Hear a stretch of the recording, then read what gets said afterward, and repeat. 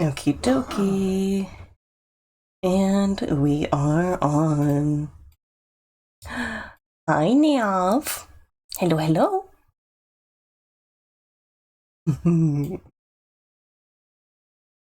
Quiet skeleton today. We are going to be working on more of this animation of ÇVODʔ today. Let's see, when we last left off, I think we were about halfway through. Okay. Didn't quite get done with this jump, but it's almost there.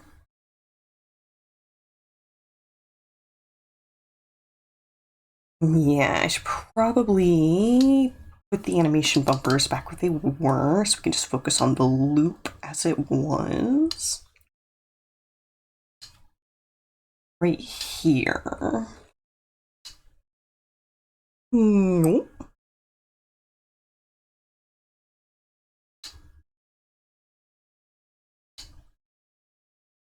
I should probably check some of the text channels to see if Nav is by chance typing to me at all. Not that they have to, but it is good to do a peek-see. Perhaps not. Alright, I think I was cropping that right there to get a solid loop. Yeah. Last time I was working on these, we were having a weird issue with my tablet pens, but I swapped out the battery, and I'm actually wondering if maybe the batteries in these pens were, like, at the end of their half-life, and were just no longer reliable. I didn't switch it out in my backup pen. I did switch it in my main one, so we're gonna see if that, will be consistently fixed. So the single breath of a Skelly Bones. Hi, how you doing?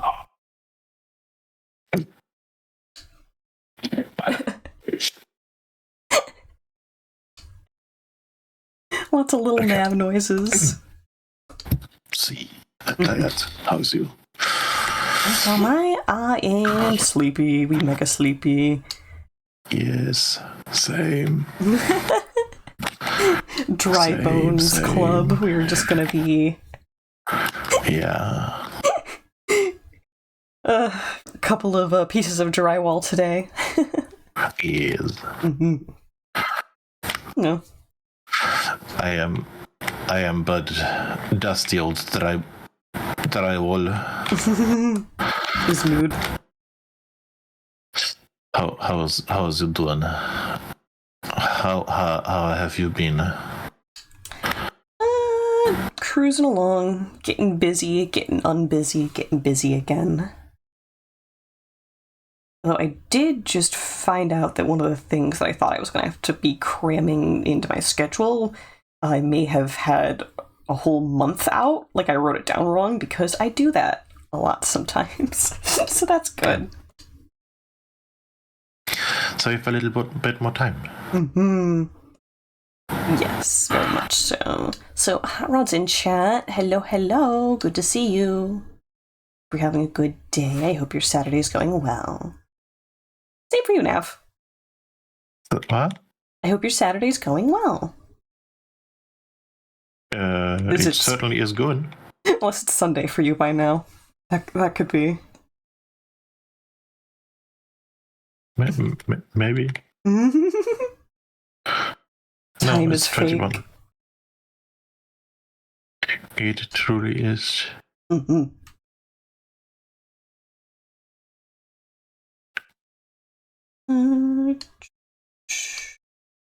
we go. Probably switch corner on this. Yeah.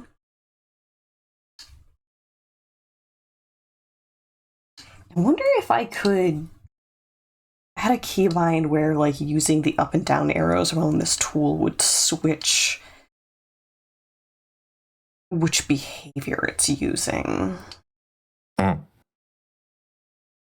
That would be really useful because it has multiple options, but then I'm, dragging my arm all the way across to the right repeatedly. Hot Rod says it's a little wet where they're at, but not too bad, and then it's starting to warm up.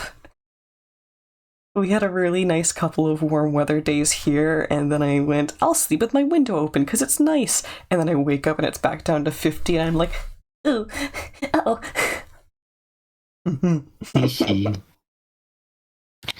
I totally know what that means. It became light weather jacket to I don't want to get out of this blanket, but the windows are open. Oh no.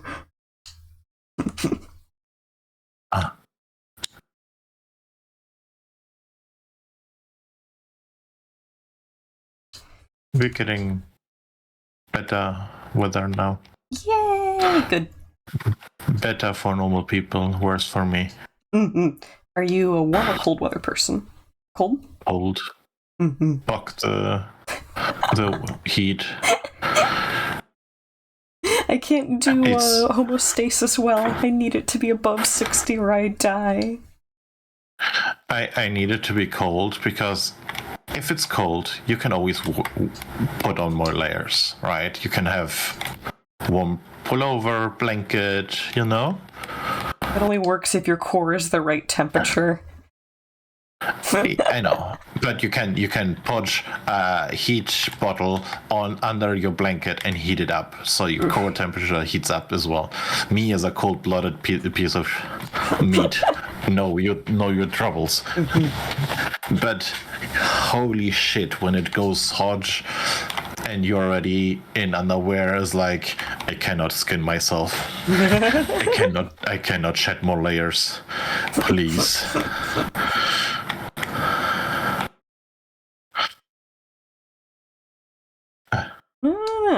Cold just feels worse than too warm to me. Not a hill to die on, but definitely my unique perspective coming through. But I'm also from Fireland.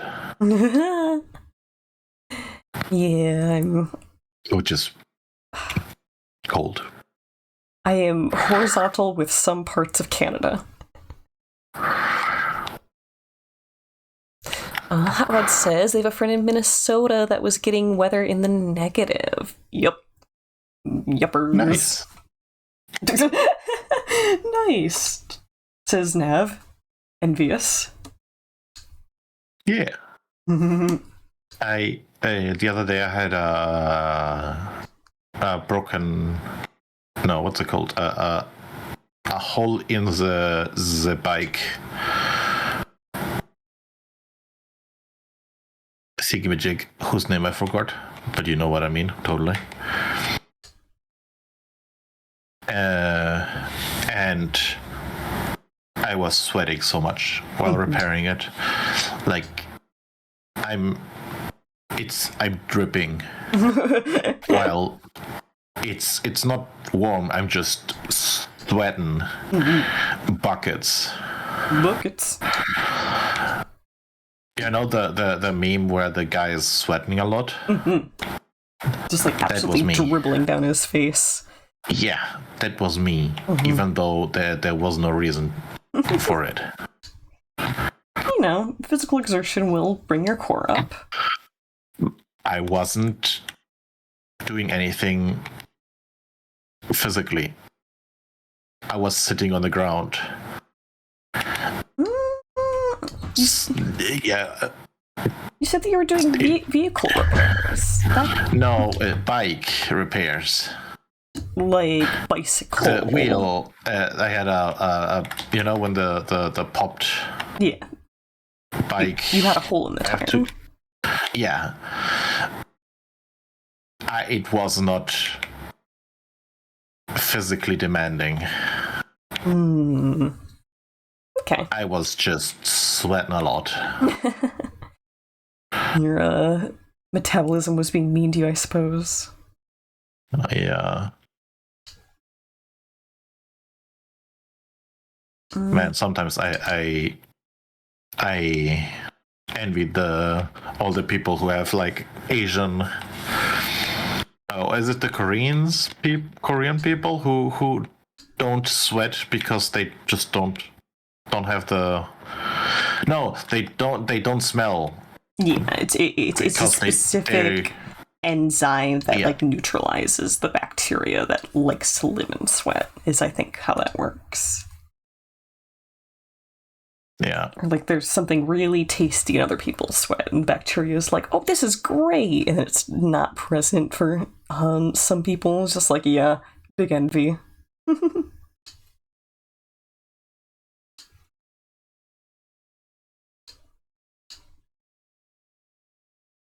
I've seen an anime use that as a gag before, so it could be Japanese, maybe? I have no clue. Definitely would have to check me on that. I wish I had an internal AC. Isn't that isn't the lungs the internal AC? Well, okay. The circulatory system is probably the most important part because it brings blood away from the core of your body when it's warm, and that gets cooled down when it's away from your core. And that's actually why certain desert animals you see have really big ears, because it's about how close and how many blood vessels you have that are near the surface, because that's where it's getting like the temperature decrease before it flows back in. That's, you mean my ears are not big enough? As a skeleton, I do lack the ear part. Yes. Harvard's saying all Asians don't sweat. I'd Google that. Because, again, my knowledge is that, yes, they do sweat, but that there is an enzyme that is not present that would normally, produce a smell. That's the difference that I know. Mm-hmm. But again, it is not like I am an expert on this, nor am I citing a source right now. My crummy, broken memory says they sweat, but they don't smell. Yeah. It's also saying, quick way to cool down is putting something cold on your hands and feet. Yes, absolutely. Because, that is where the blood the magical thing in my body is my feet and hands are always cold. True. Shaking your cold hands with my cold hands. Yeah, but still, I'm sweating. They're sweaty, cold hands. That's anxiety. Is it? Yes, so it can be, at least. I'm sure there's other things that do that. But anxiety disorders will keep you in a state of fight or flight longer and with like false, triggers for it. And when your body's in fight or flight, a lot of your blood is pulled away from extremities and towards quote unquote more important parts of your body. So it'll be clumped up around your organs and stuff like that. And that's one of the reasons why your hands are going to be cold. But also, if you're a nervous sweater, then yeah, you get clammy. In fact, when I'm practice driving, at least a couple of times so far, if I've been nervous while practice driving, we end up wiping down the wheel and the gear shift afterwards because of just the stuff that I'll leave behind. Because that's what my body was doing. Generally, it's mandatory because the next person doesn't want, even if you don't sweat, dirty hands and everything. Yeah, it's definitely a good choice. It's just sanitary.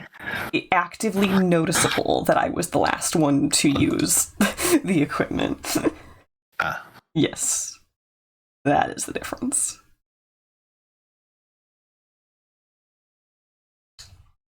Okay, I think maybe you want a little peek of the back of the hair there.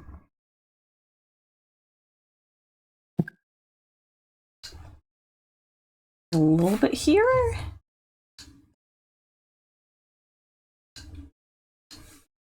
Mm-hmm. And I think after that I have like one more frame or maybe 2 frames of the hair to pop in, and then we have the safety harness.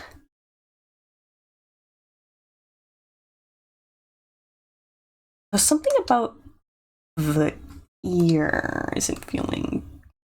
Yeah, great. it I think it might be right here, this sudden change in scale and shape. it looks like it gets bigger. Yes.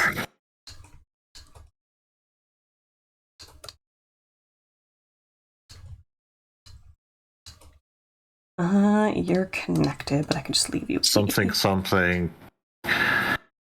My money meme for Connor's sweat. Wait.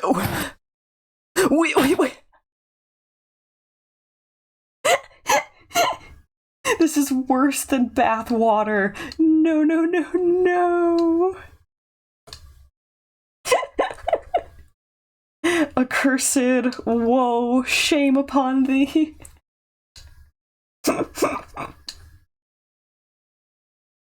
How much money we're talking? It's always about the money. The correct answer. Nah. You couldn't afford me.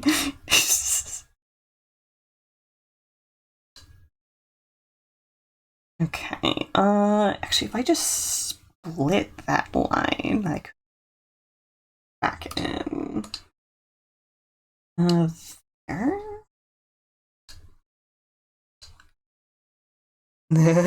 Fry holding money me. Booba, no. Going to the dark side just to complete the bit. Never say never. Oh goodness.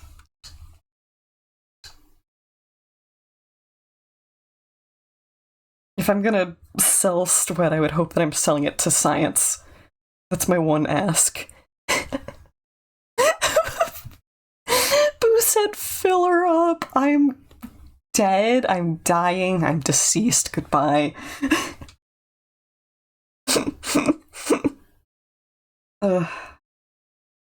Wonder how hard it would be to make a skeleton alt for my for my model.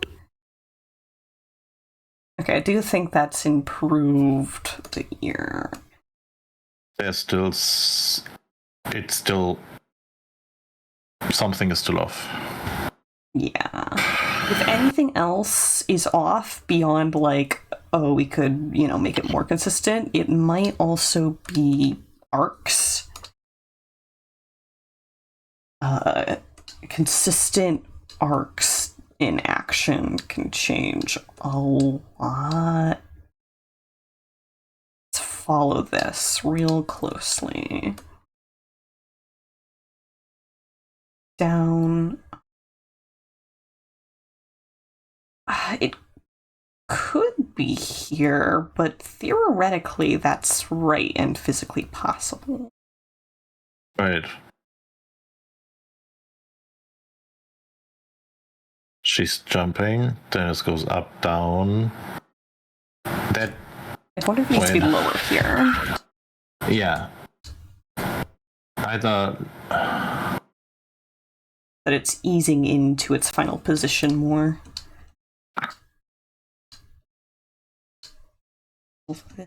In. Flip that in a second. It's for science, not for cloning or anything weird. Totally. I think it's a bit better, but there's still something off. I don't know. I haven't touched animation in a long time. There's also a level of when is good enough there, you know? True. I don't It's think never it's good enough. discomfortingly, you know, not quite there. It's gonna be a little hard to get in there with the eraser. There we go. Smidge there.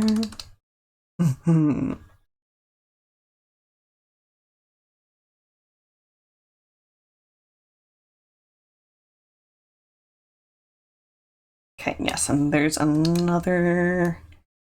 Oh, that might be the arm frame right there that we're missing. Tap through the whole thing.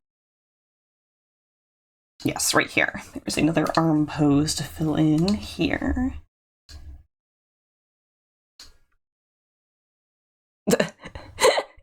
Howard says, it's nothing sus. What's a little DNA between friends? The different interpretations you could make from that are astounding.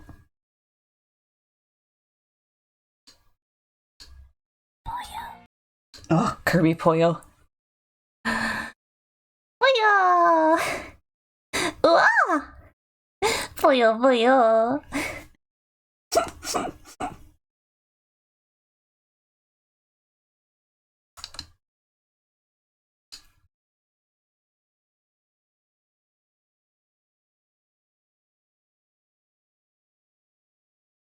I definitely feel like it ease into this frame more. That this arc is a little broken in terms of outer edge. So I'm gonna grab all of you, raise you, pull you in, and pull you down.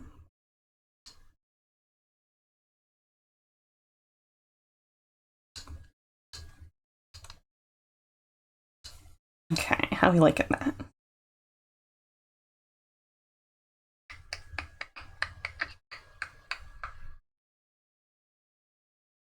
Hmm.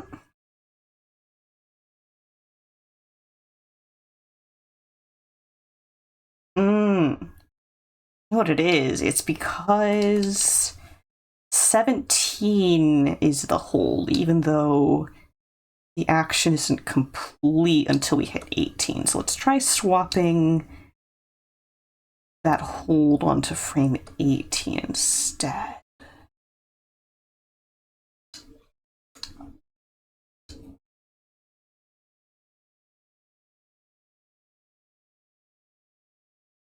Yeah, in terms of tracking the hand, that's better.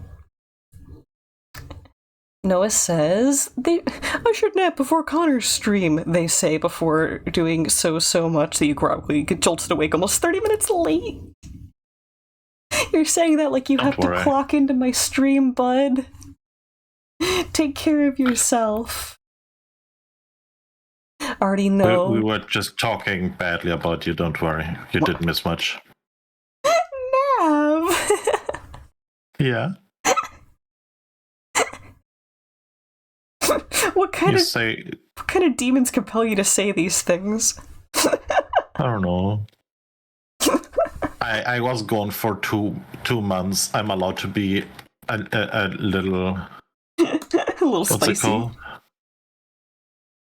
The destructive? No. A nuisance. A nuisance. Yeah, that's fair.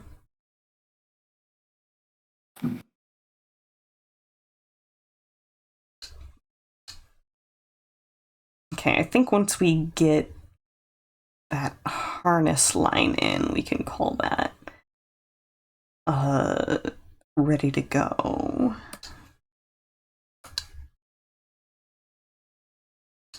The harness line is fun for me because I'm imagining it like feeding itself back up into the reel until it's being pulled down at an extreme. So you get this little point where it bunches up because she's rising faster than the reel is feeding into itself. Mm-hmm.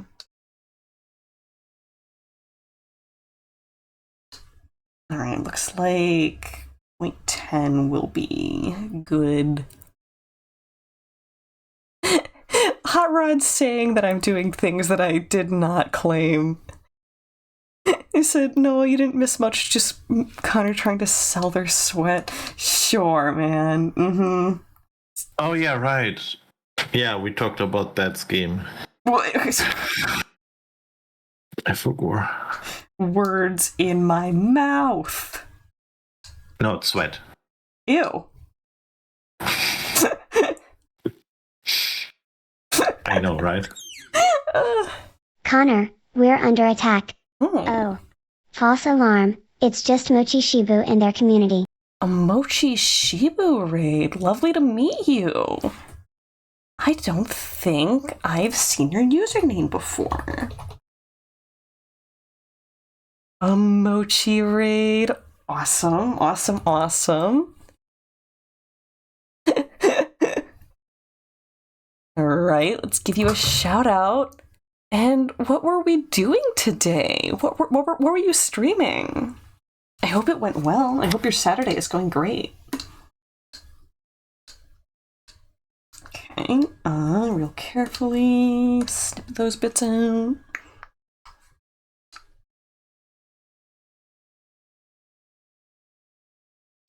Oh, you followed me for a really long time, but it's been so long that you've been on Twitch. A little sabbatical is usually good in a number of ways. Yeah, welcome back. I hope it's been treating you well.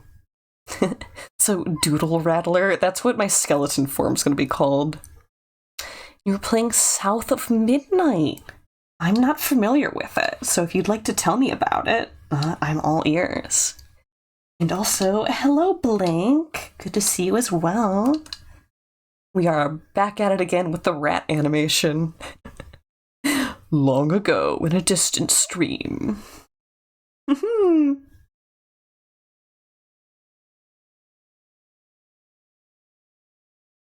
Oh wait, hold on. It looks like...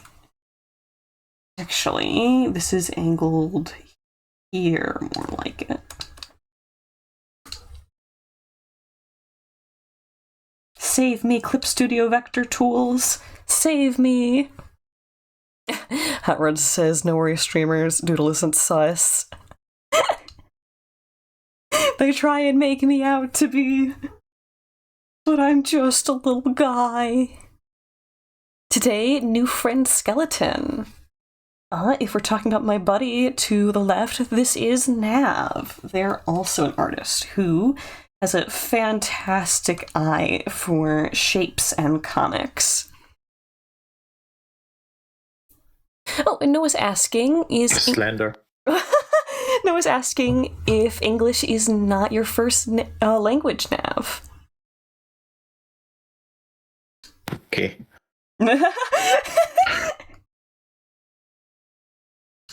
No, it's my third.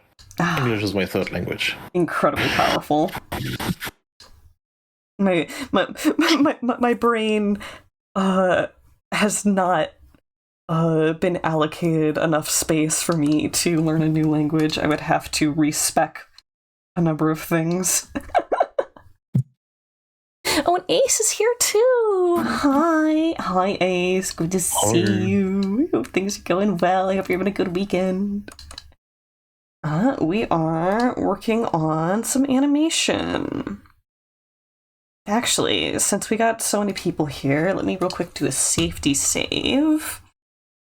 And then I will move the animation bumpers back to the full timeline. And I can give you guys a playback from the start.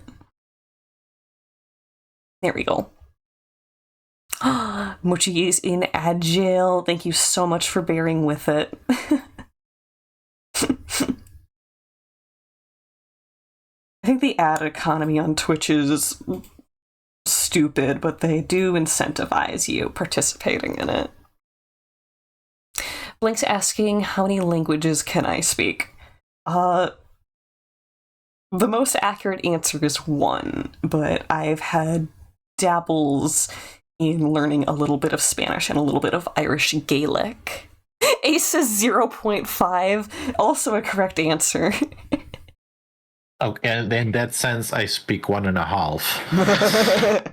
Because I'm dyslexic, so I can't write in any language. Hot Rod says, just a little guy. They should show the photos of when I bite them. That's just when they were trying to feed me. Bring me those fingers. I'm gonna crunch. Okay, here is a playback of the current animation.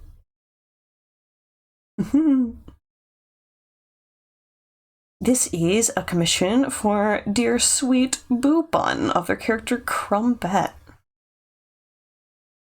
I like to think of this as a little clip show of what Bet's like day-to-day life at work would be like. Noah said they heard Nav say it's their third, and it all went dark for a second. With that said, don't worry, Nav. It's your third language, so you're not going to disparage you for talking badly behind your back. You'll get how to talk okay. goodly eventually. I will always talk bed. And couch. Couch? And sofa. Yeah. Oh, bed. Couch, sofa. Nya. Sorry. Okay. There we go. Back to where we were. I'm realizing now that the line thickness here takes quite a turn compared to the other ones. So I might end up tweaking that. Art looks so good. Thank you. Noah says Kane comes out from the side of the stage and it yoinks you off of it. See. Come to think, that gag usually uses a shepherd's crook specifically, don't it? Maybe. Almost certain that that's what it is.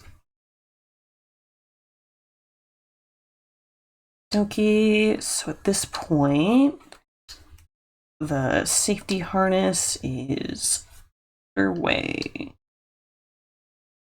Ooh, hold on. The eraser isn't quite a fan of what's going on. I think I have to hide some of the background elements again to get it to work as intended.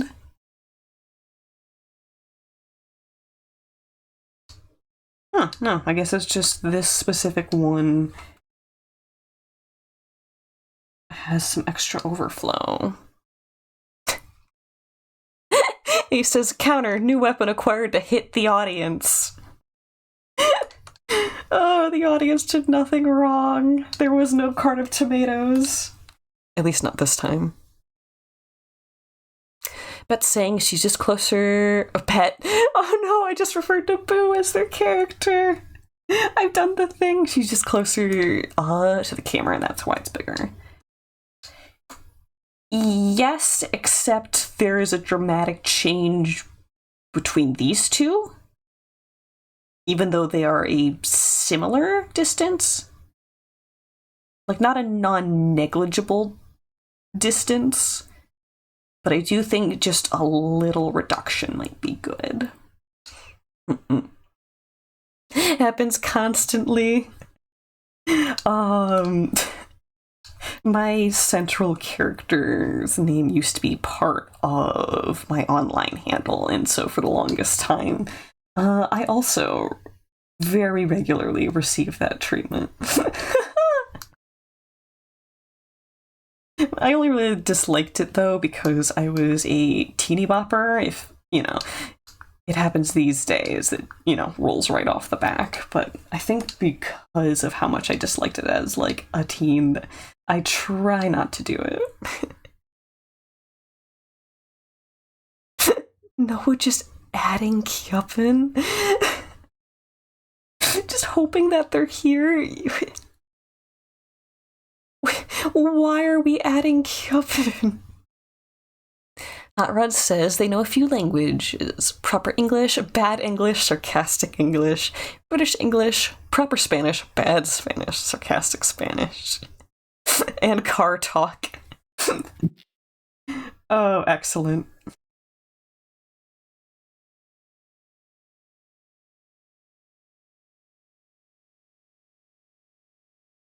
Okay. Looks like tweeting this area.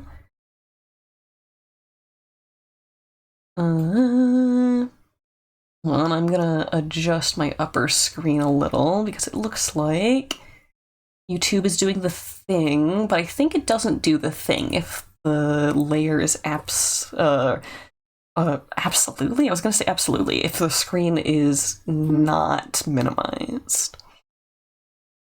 The yoink option for VTuber kit.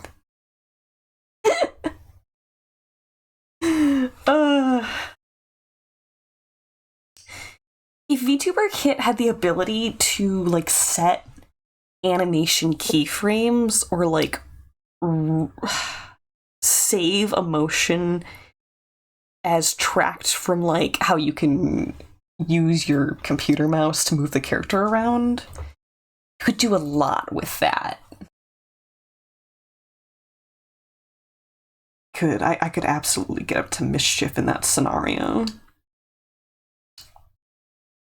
Okay, I think at this point,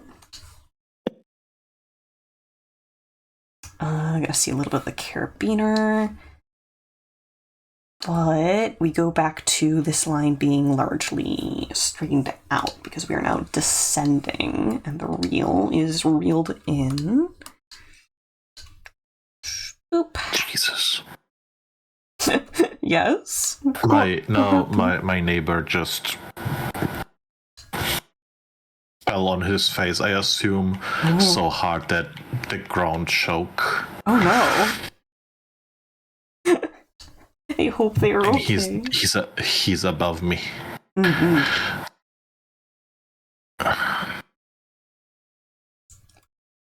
Yes, wishing them a very be okay.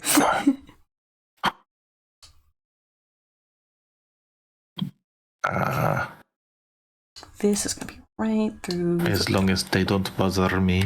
It sounds like they're bothering you a little.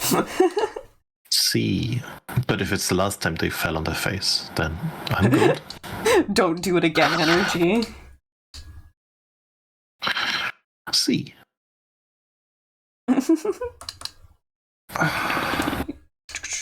Checky.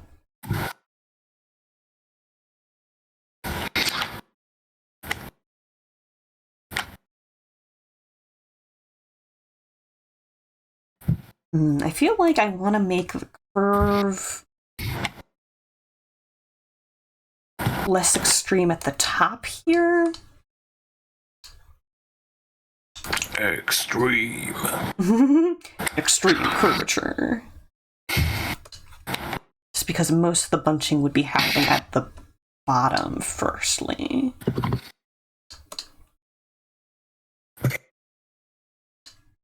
Okay, checky.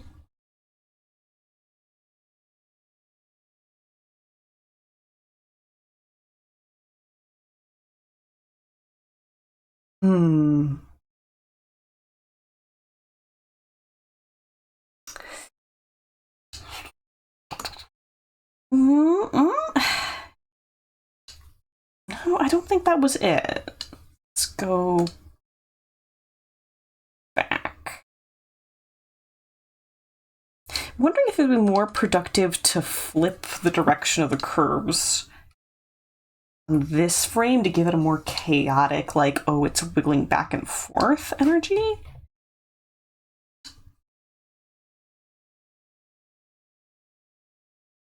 Wait. That's kind of what's already happening. That's then a settle frame into the next one.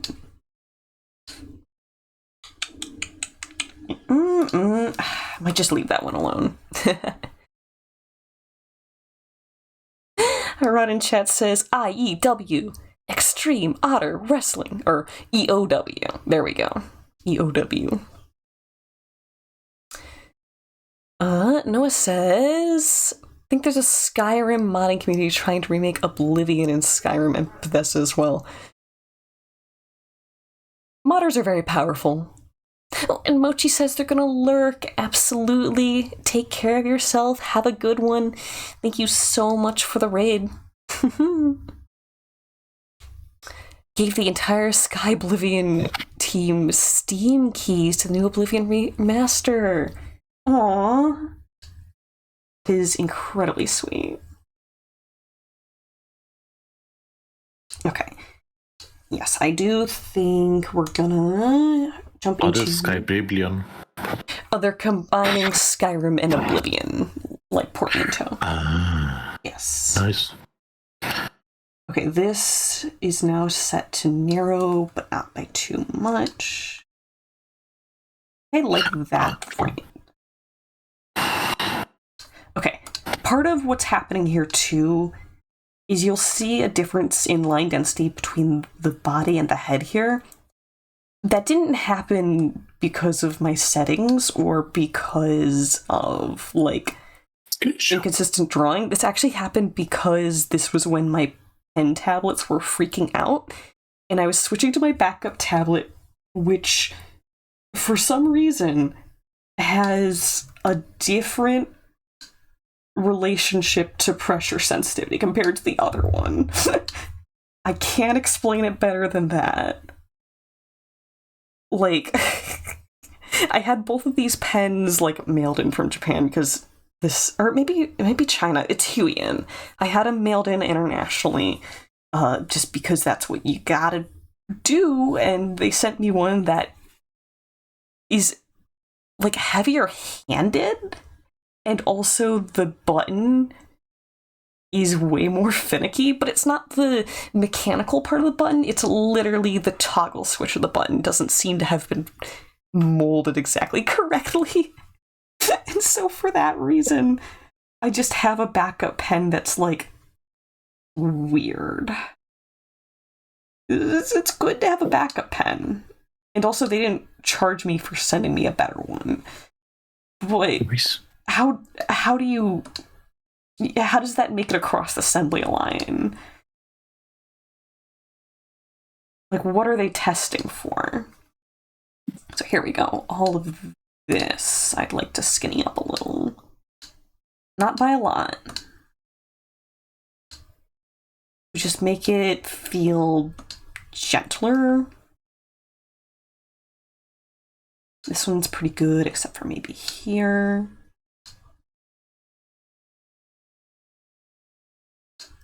All right. You, maybe there.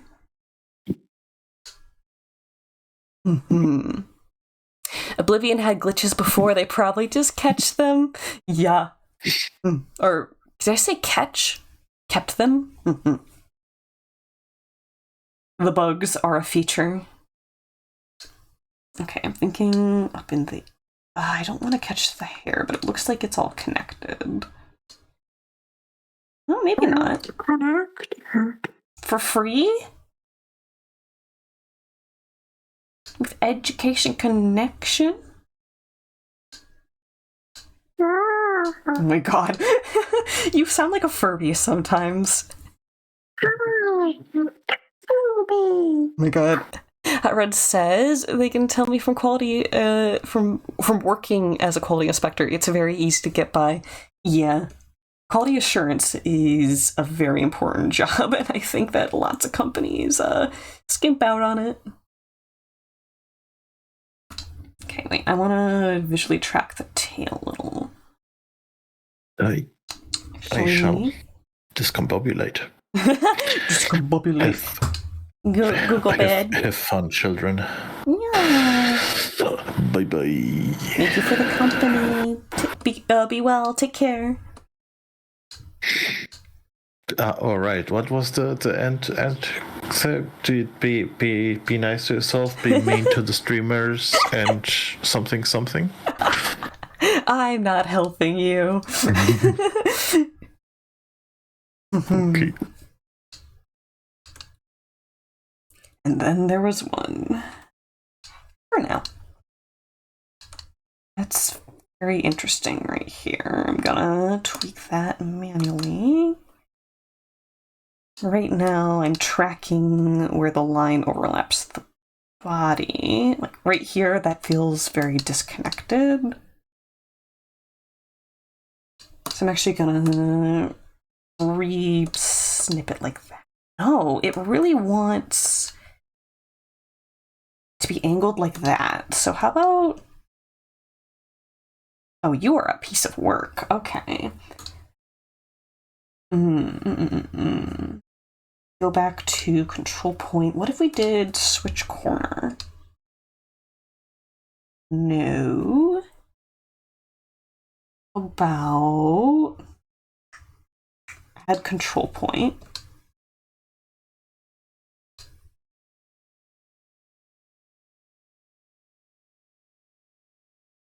You are going to drive me crazy. Okay. Control point added. Then how about just line width? Nope, didn't click into that right.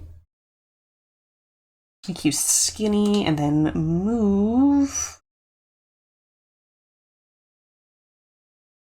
Hey, or did that just grow it instead? Oh, there we go. There we go. There we go. Okay. And then swoosh it off to the side. Stupid, but it worked. Not that it's skipped. You have a package area where you usually have to get the last day. Where you usually have the last day on what goes out. Trust thing on everyone. Yeah. Well, even then though, not giving quality assurance enough time to work with what you're giving them is still, in some ways, that company being cheap. Or, bad at planning, too. That is always an option as well. But a lot of the time, it's companies being cheap. Be neutral to streamer, be evil to each other, be morally ambiguous to yourselves. I like that one.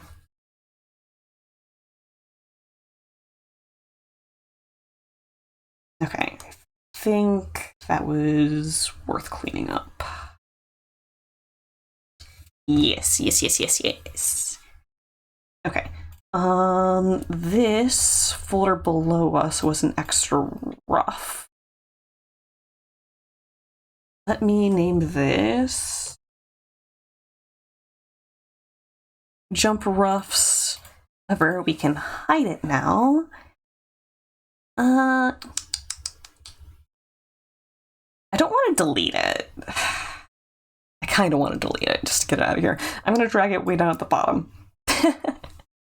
We don't need it, and it's kind of in the way. That's the props folder. Let me hide you. And layouts. Where is the other roughs folder? 29. Gotta name you roughs. I'll name it roughs tab. Just getting you out of the way.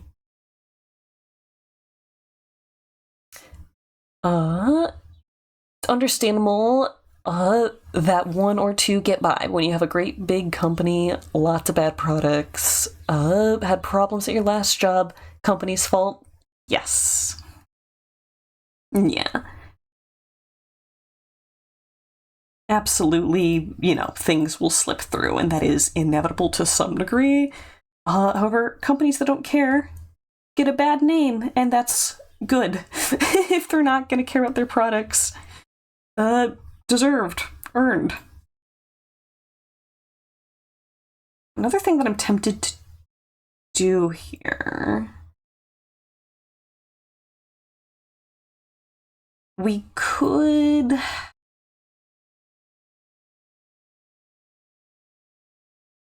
tweak how high this jump goes.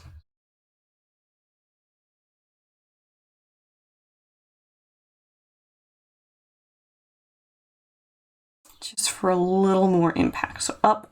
It'd actually be a little more down. I feel like she gets a little small here too. Make you just a little bigger.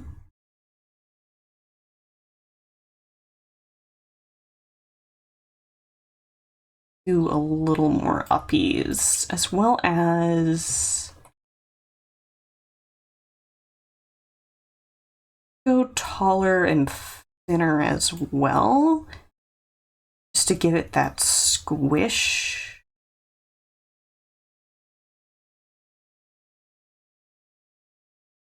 You could actually do the same here.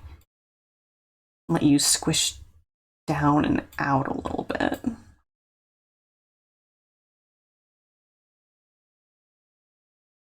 How do we feel with that?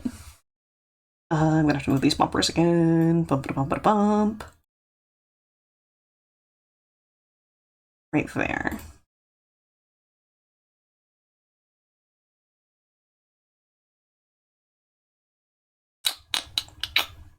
I don't know if that was the move. Okay.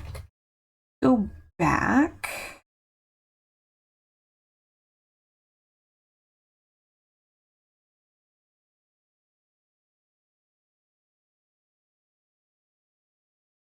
Okay, I think that's right where it was. Checky, checky.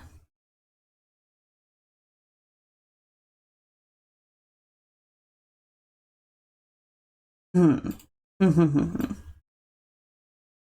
do like the change that we made here with the scale. Drawing just ended up a little shorted. Alternative home base for Connor gang away from the ship. A big old house we call Mustelid Manor. And there were no mysterious murders there ever.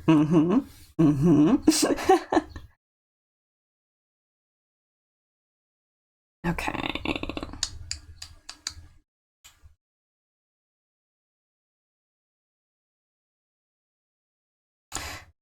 I do kind of still want to add squish to frame 17.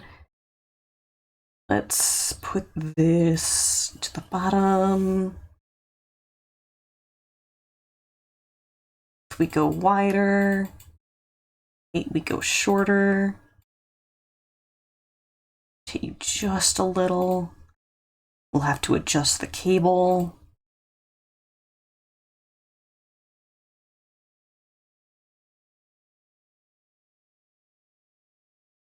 It's breaking the arc of the left foot, but overall, I don't mind that change. Grab you, put you right back where you came from. But does the right foot creep? Jail. Jail 1,000 years.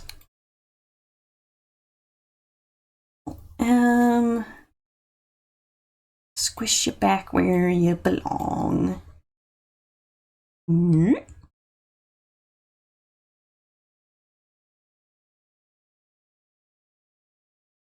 Okay.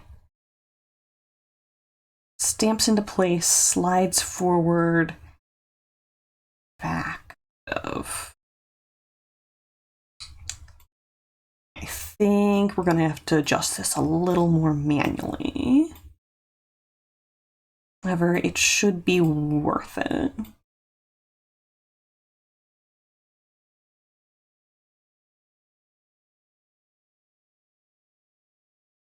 Okay.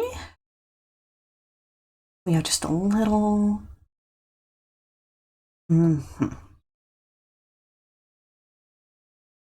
Definitely worth it.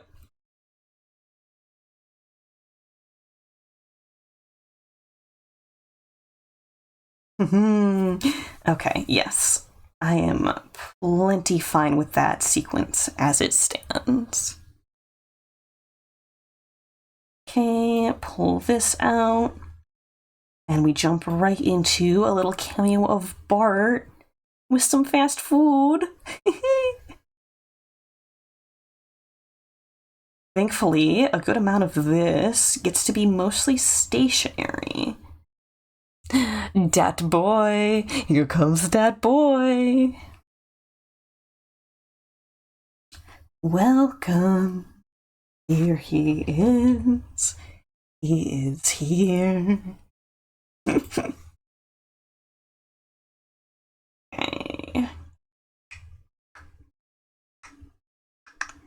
I think I could probably get away. Trying to think if it's worth it to start drawing the still parts of the characters on their own frame. The munching at Mustelid Manor is a real conundrum. That's gonna be the name of, like, the pseudo-slasher film parody where everyone's getting picked off one by one, and every time they're dragged into the darkness, you just hear, like, an intense crunching sound. Horrifying. Turns out, everyone was getting their giblets nibbled. No one gets picked off, they just get their snacks stolen. Valid. Valid. You heard you had shrimp tempura. Okay, let's start literally right here at the carabiner. Because all of the weight is gonna depend on the carabiner.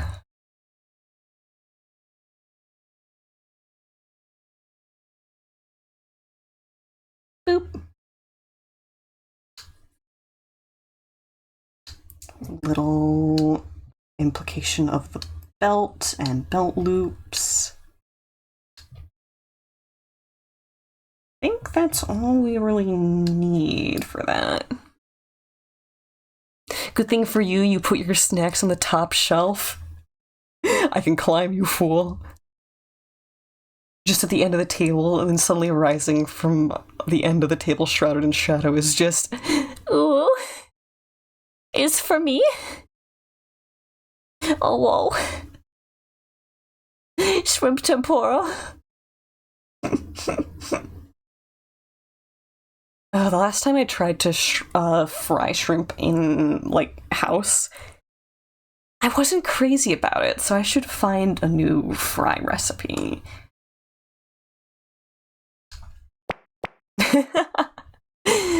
Oh, I forget if that's meant to be a... No, I was gonna say if it was meant to be a lobster tail, it's meant to be a crayfish tail.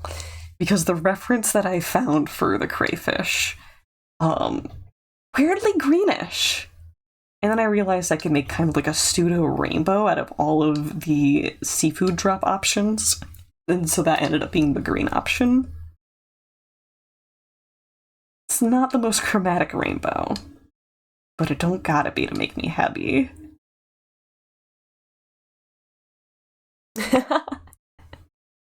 There we go. We got green. We got, I think that's the red. I don't know if there was a mid-magenta. You were like a really light orange.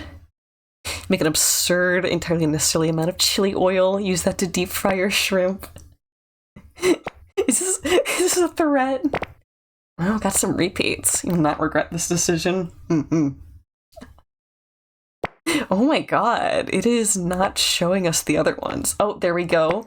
The salmon represents blue because the skin is like a silver blue. Wait, you're the orange. Huh. I think that's the whole set right there. But that would mean that the oyster has to be like a yellowish. Huh. Nothing is scarier than being bit by Connor, except for Twitch ads. What am I on about? The same usual tripe. What do you expect? Seafood rainbow, Twitch ads, mechanic rats. Oh wait, I'm drawing with 0.10. I was supposed to go back down to 0.7. Yep.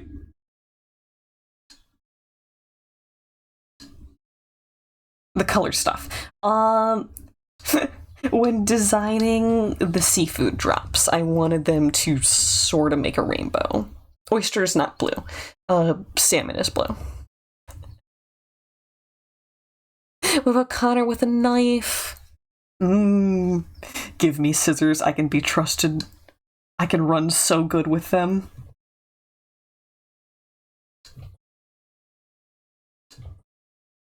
I think I've been simplifying Bet's toads to only 3. Yeah, those are 3 right there. That makes me want to go check the other clips. Let's pull this back out. There's 4 there. It's also a very human foot on that one. I wonder if I'm going to want to redo this one entirely to get the scale right. There's 4 there. That's allowed. But also very human. Indistinguishable here. Oh, hold on. Hold on. It's the little monkey toe. It's the little monkey toe. This is only 2 frames and they're literally the same. So I'm actually going to real quickly make a change to these. Got the thumbs on that one. Yes, yes. And that's kind of the difference, is that I can get away with making them 3-toed if I'm accepting that the little thumb toe is there as well. I'm going to make sure that we're consistently doing that. Okay, so copy this.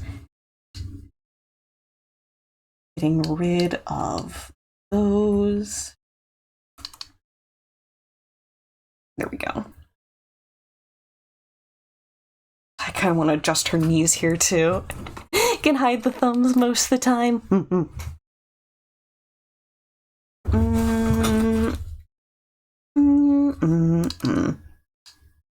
Yeah, I'm gonna be nitpicky.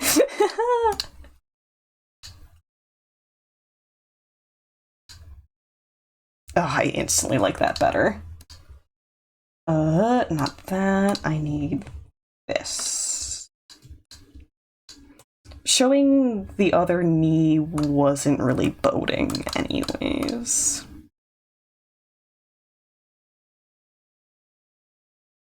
You can really feel the line art difference there. I'm gonna brush over these frames with the line adjustment tool. We're gonna go thicken. And we're gonna try and go for everything that's not the piece. Well, almost. Let's just start here. Looks like I had caught the carabiner during that, so I'm gonna redo that for consistency.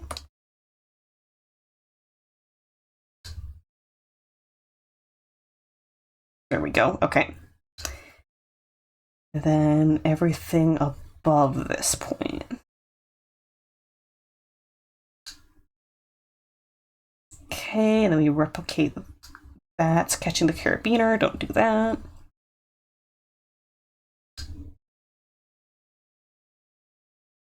Yes, that's consistent. I'm gonna poke the otter.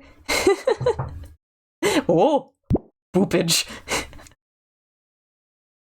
Betty's rarely on model when you draw her.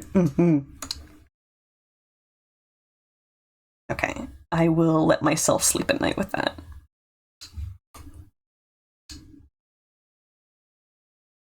Jury's out on this one. The proportions are different. The legs are very human. This might be one that I go back and do a retake on, which is okay. That is something that I'm actively deciding is like, oh, I would want to do that. Okay, got monkey toes there. Then if we want to go back in and add monkey toes on there, that'll be good and consistent. That's 1, 2, 3, 4, 5, 6, 7 frames. Worth it. Worth it, worth it, worth it. Let's do it.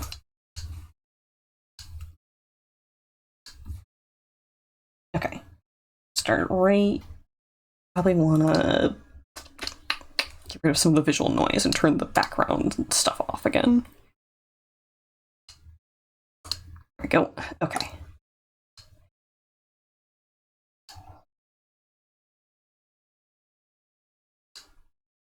We're just gonna track 1 foot at a time for now.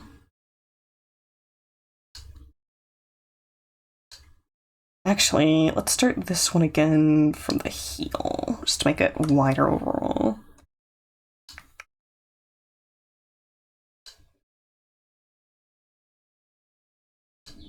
Okay. 14 thumbs needed. My personal headcanon is that hybrids do exist, but they usually end up mostly dominated by one species genetic makeup, and Betty has like a couple of chimps like on her dad's side, and that's what's going on here. You just get little peaks of stuff.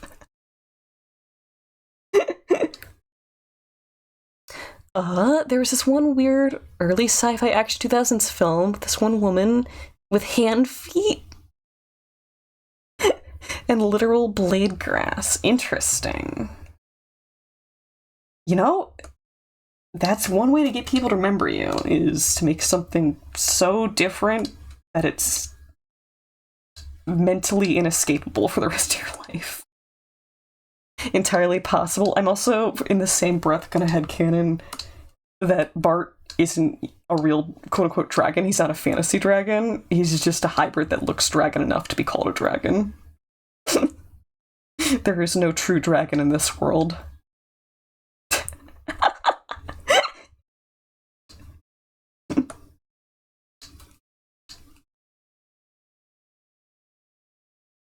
De-dragoning Bart in my fanfiction.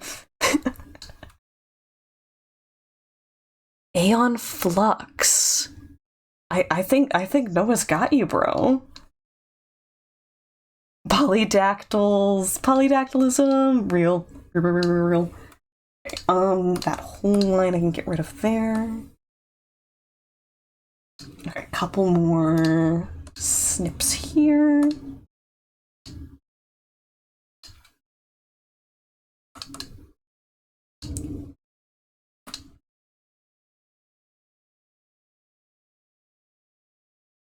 Okay. Toads look okay. And now we do something very similar to the other foot. Your late cat was a Hemingway polydactyl.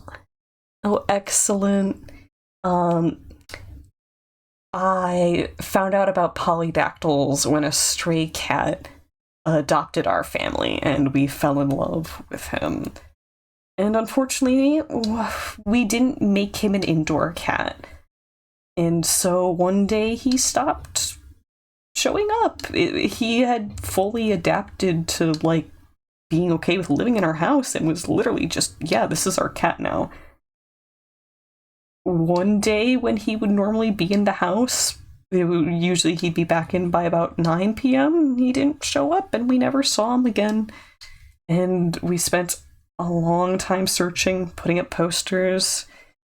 And that was kind of that, but now I'm so very endeared by polydactyls, and the next cat that I got, I snagged him because he had the extra toes of my dreams. Now, polys are probably my all-time favorite cat.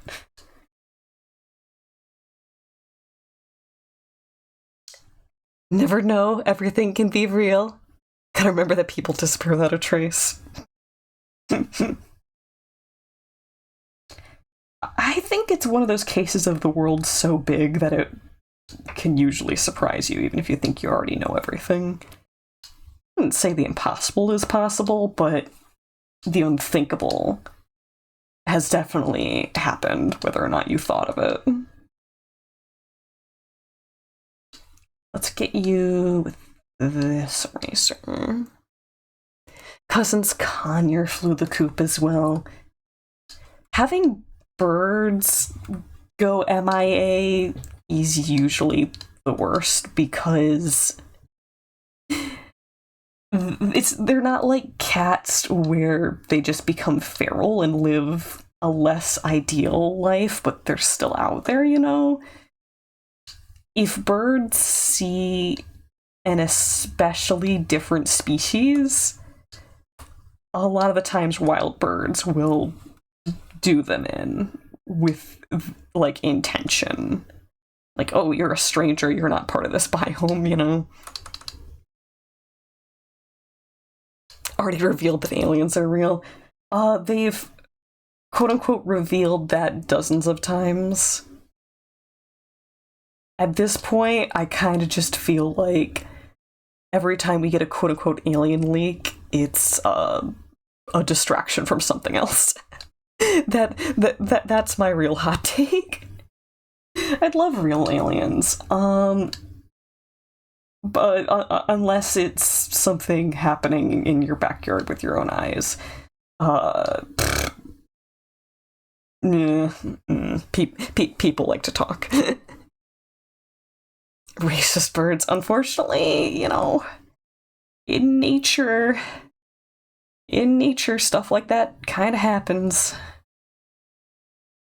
Thankfully, as humans, we have the choice to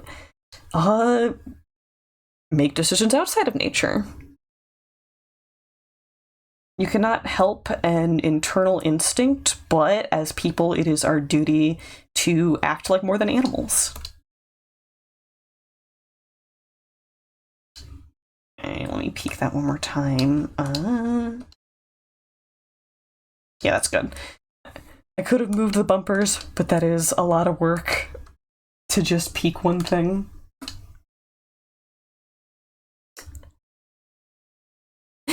You'd be satisfied with little puddle worms for aliens. Still proves life beyond Earth. Yeah, there's a couple of things like that. I'm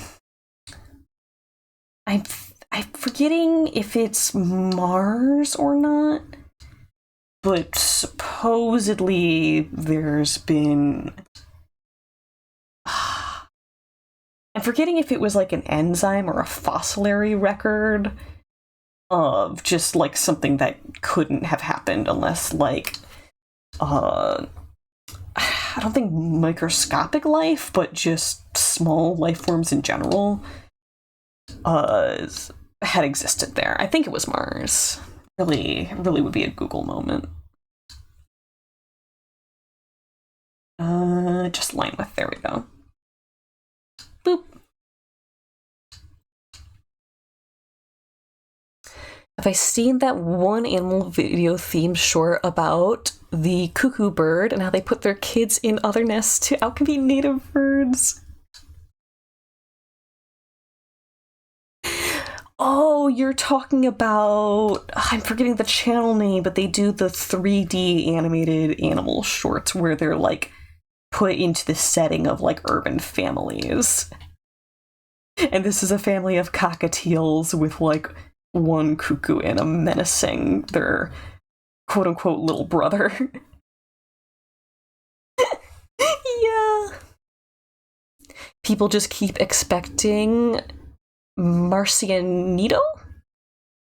Marcianito. I'm probably pronouncing that not as well as I could. More pancake for me.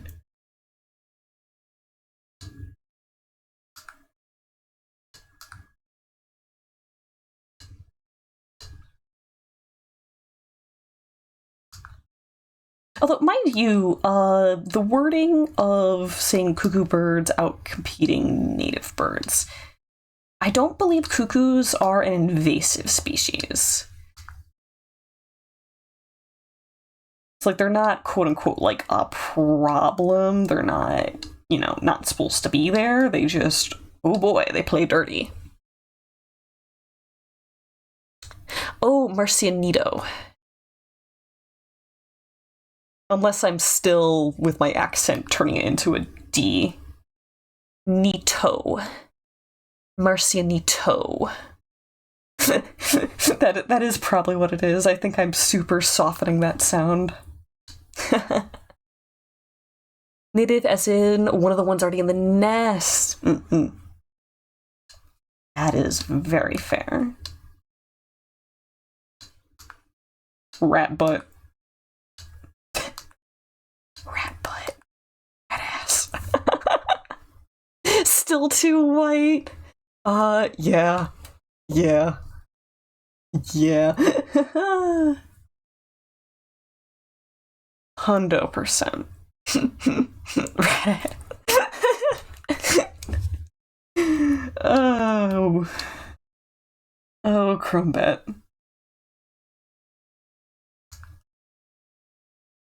Okay, this would be the notch deer. Yes. Little notch deer on this side. I feel like Crumbet is lucky to only have a superficial injury like that. Just roll the R and you'll be fine. Thankfully, I am at least halfway decent with rolling R's. I know a lot of people who have and had lots of trouble with that. So, in Spanish, you have the rolled R as well as the L with a Y sound, drawn as a double L. Be ire, ire, LA, and AY. Mm-hmm. Just one notch from a fun earring accent. Oh yeah, fun. Incredibly fun. Girls' night out, even. Guide makes it look like she's got a mean smile? Are we talking about like that looks like an eyelid? T for a soft R. T for a soft R? T for a soft R. Can I say short in Spanish? I don't remember the word for that. Oh. Tarado? Tarado?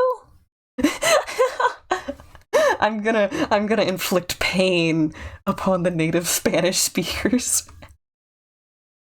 Corta. I know Gordo. What's that one? There's that one picture of very angry tiger cub, and people added Spanish to it. It's just like, El tigre es muy pequeño y gordo. What? I didn't call you that. Nor did I say that being large is a bad thing. People are the sizes that they come in, and that's okay as long as they're healthy and happy. Say the R like a soft T or D. In Tarado?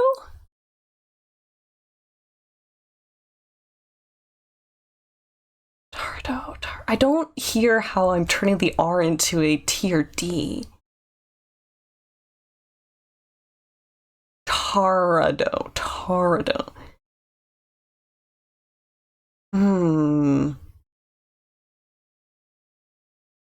It would be funny if that was a bad word all along.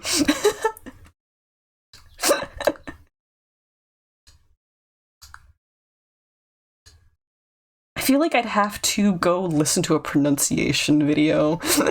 It is. Oh, wait. Are you telling me that I'm supposed to be turning it into that and I'm not?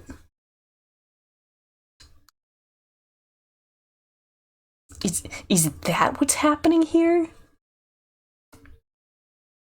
Okay, I think I actually have to change where Bet's eyeline is.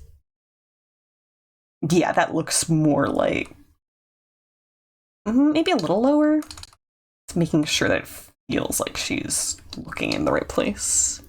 Oi. Oi.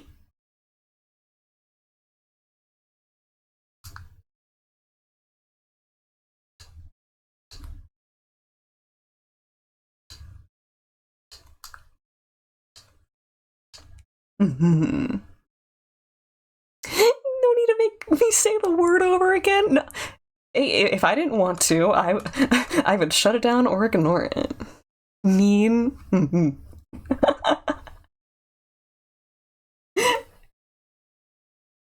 Sweet that you're worried about that though. I am just fine, especially because it's technically like a learning experience. Tardido. Oh, because it would have a slight roll, so it would hit the upper palate and make that sound, maybe? Giving the meaning? Is it a bad word? No, you're scaring me. No, you're scaring me. Mean word? I'm Googling this.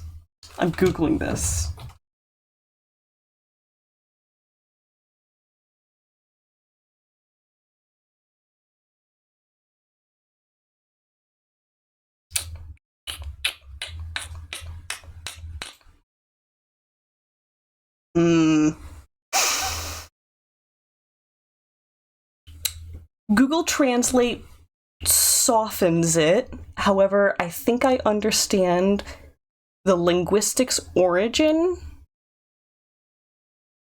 of why it's spelt like that. Henceforth, I don't appreciate that.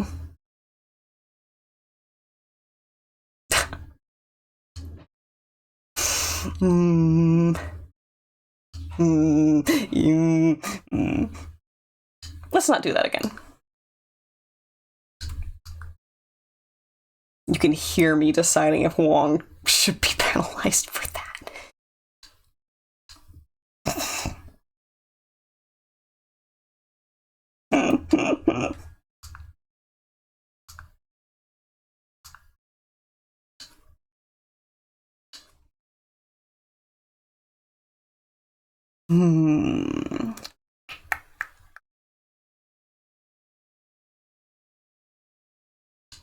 Okay, decide where Bet's hand is gonna go. Just realize the connection? Yeah, like if I throw that into Google Translate, what I get is moron. However, I get the sense that if I looked into the linguistics root of it, I wouldn't like what I'm finding. And that's not to say that the Spanish word has the same ramifications of where I think that it originates from, but it's enough to make me uncomfortable.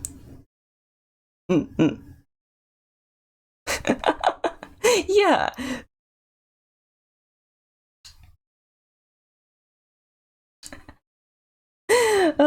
See, I thought that this was the word for short, too, because that's where we led in, and that's where I was like, yeah, sure, this is fine. And didn't necessarily have any sort of precognition about that either. This word is thrown around in kids shows in Spanish Latin. Yeah. I said, it's still a different language, and that doesn't necessarily mean that it has the same insinuations. More the way that you use it. Timmy's dad calls Timmy that. Imagine if you dub it from English to Spanish and then back into English with, like, poor taste. You would get the worst possible stuff. Oh no.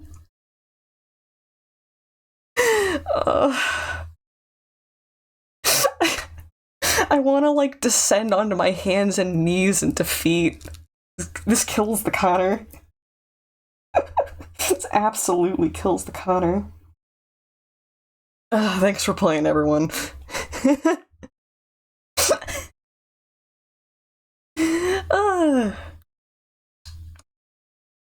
Okay. I keep starting Bet's hair and then feeling like... Okay. I was doing it with one line from the peak to the back, and it was making it really smooth. I think that a total of 4 points on top before it goes mullety is probably the way to do that. A little insinuation of where the shave bit starts. Then I also would like to reshape this. We got OTL, OTZ, ORZ, and OR2. The last one's for when you were in immense suffering, but you brought cake.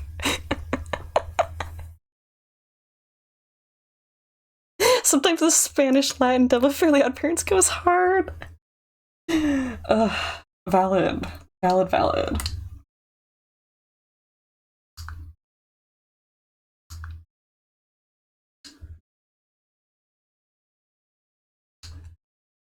Something still feels too human about this ear, and I think it's this line right here is making it feel a little too, like, lobe-like. Let's raise that. I mean, it technically is a lobe, but it's too human lobe-esque.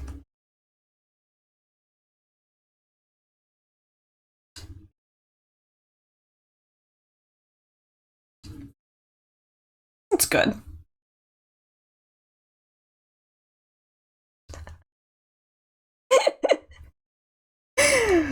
So, when a message gets held by automod, I still get to see it.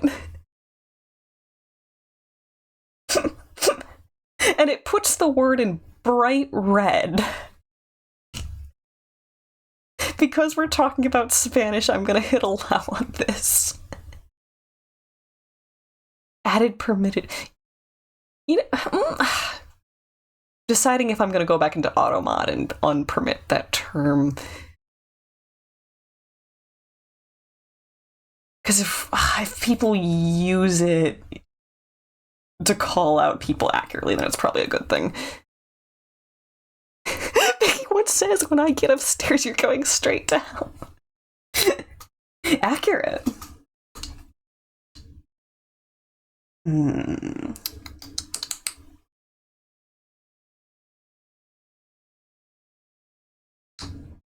Trying to decide if the shoulders need to be higher or if the head needs to be lower. I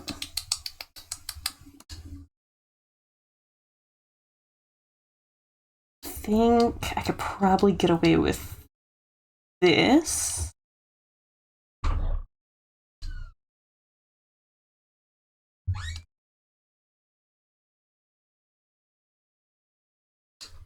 Yes. Because if you leave it too long, it's going to feel like the character has a mile-long neck.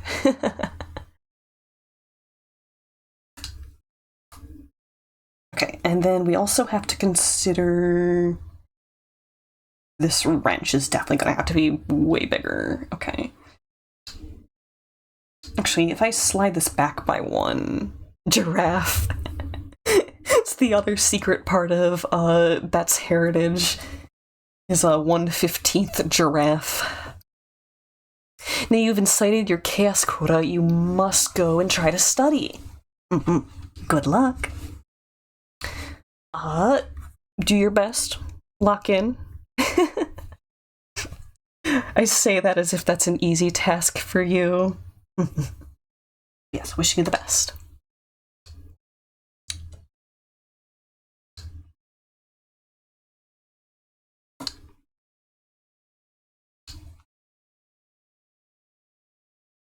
Although now I'm not getting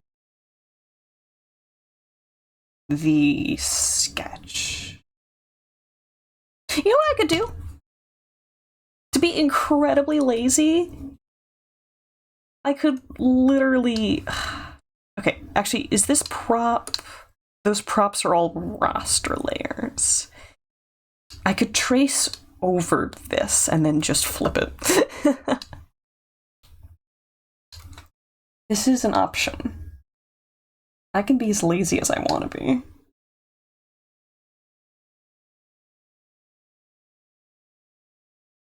Boop. Boop. And boop and boop. And meow. So I think I'm gonna need to change that right there. I just do that. And snip the edges. Yes. Yes, yes, yes, yes, yes.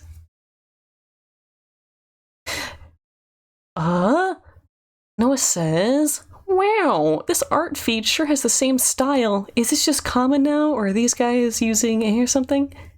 Oh, this is just one person's account. Yeah.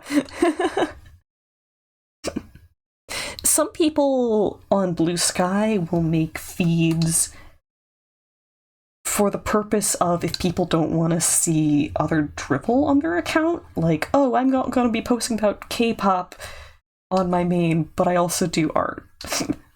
So how about we separate these? And I think that's really smart.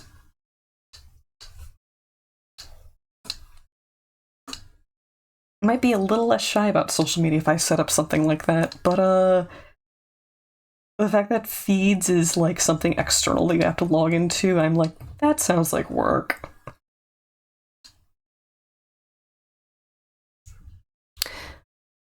The word you use can describe a drunk person in Spanish.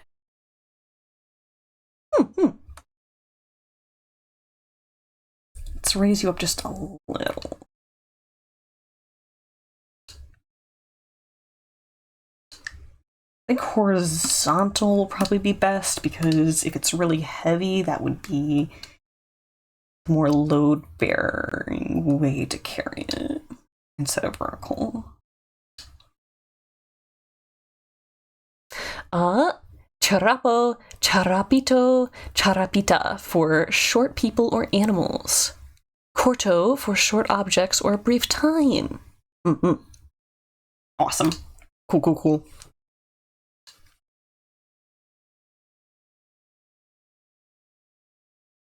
Okay, I think we're gonna have the hair lap over the wrench.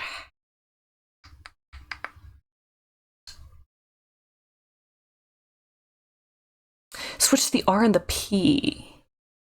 I did! Oh my gosh. Chaparro, chaparrito, chaparrita. How did I... That is the most dyslexic thing I've done in weeks. Thank you for catching that. That's wild.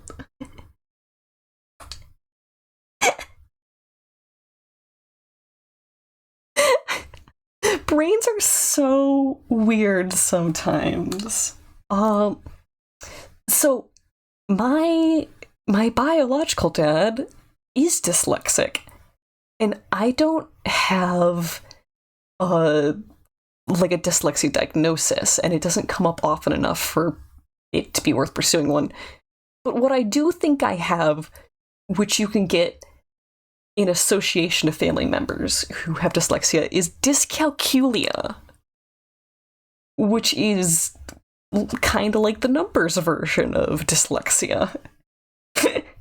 It makes remembering numbers in the right order hard, or even keeping the correct numbers there in general. It can make math harder. Minus the accent jank. Incredibly, I don't even want to call that valid. On point. I know that I have a big accent whenever I am exploring other languages. The numbers, what do they mean? Don't ask me. It is so difficult for me to use numbers-based authentication apps when they don't let you copy-paste stuff. Specifically for that reason. Like,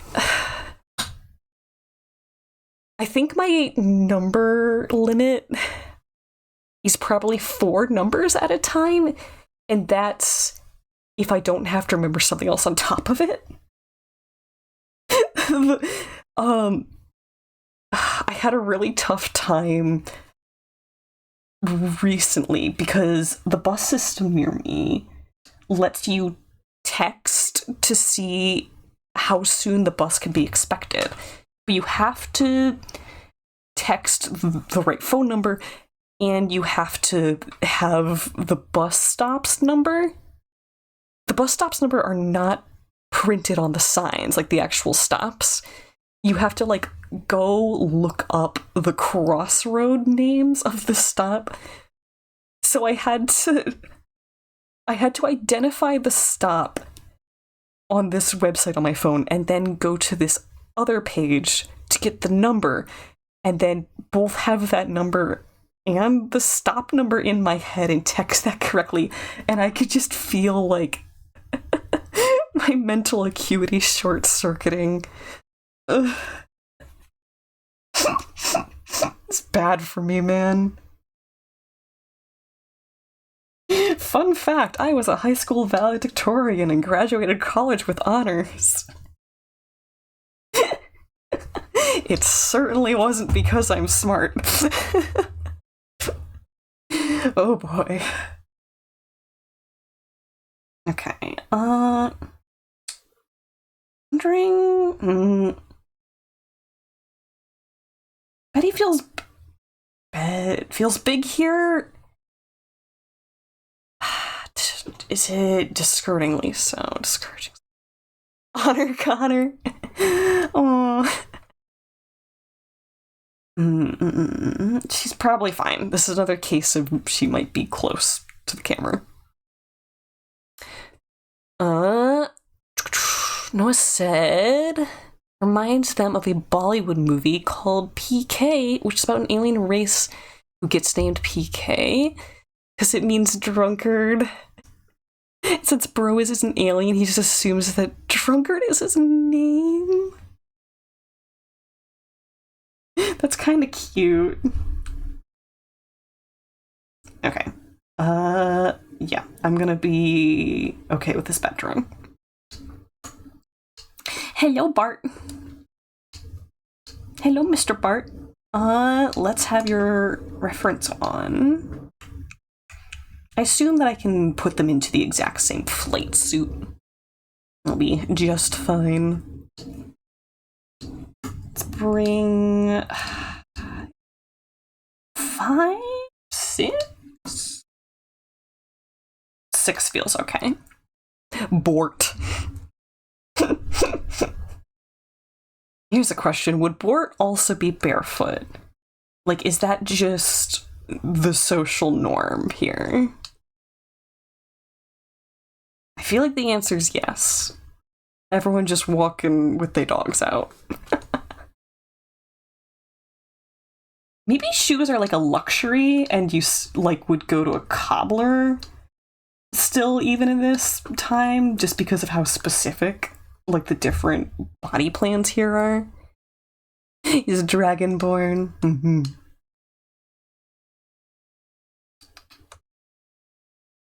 Should most definitely connect these frills up and also give them more of a fan shape. They would need special shoes. I like how you words.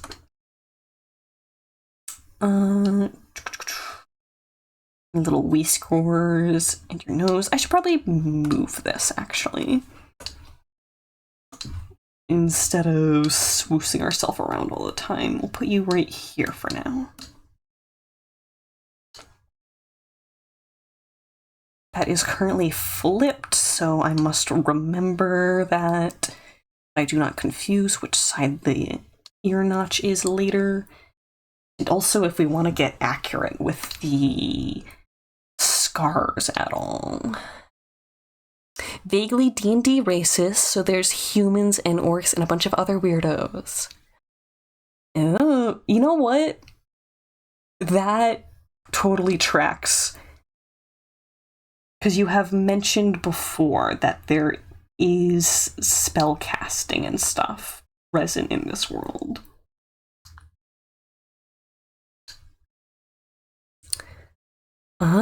Feel bad for the kids named Dovahkiin. Being named that just to get a free game. Did they actually do a promotion for that? I decide if I want to let him smile or not. The answer is probably not. Too out of character.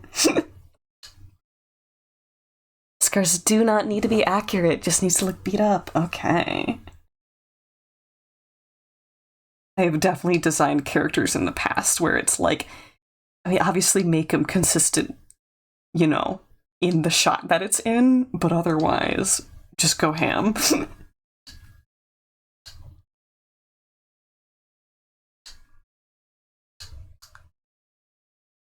A vibe I know all too well.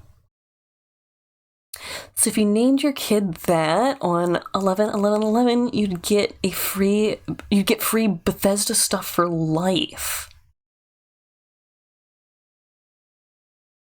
If they didn't make it for life, I'd be calling these people immensely stupid. And also the fact that it's like all of their products. If it was just for one game, I would be calling these people the worst parents of the year. But like, at the price video games are now, kind of an investment.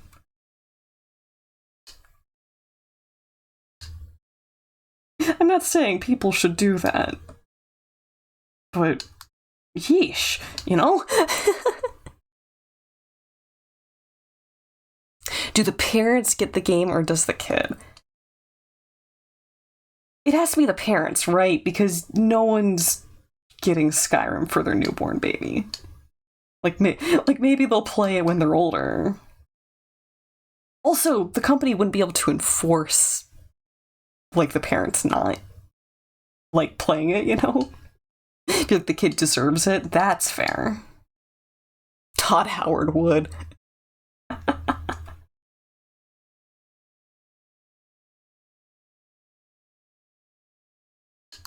Todd does like a check-in. I guess you probably could track that using serial numbers. Like, you could make it so that they're not supposed to redeem the serial number until like the kid's like of age for the rating that the game's at. Could you imagine having to go through school having be called a weird name? I need you to understand that there are multiple Narutos and Sasukes in American school.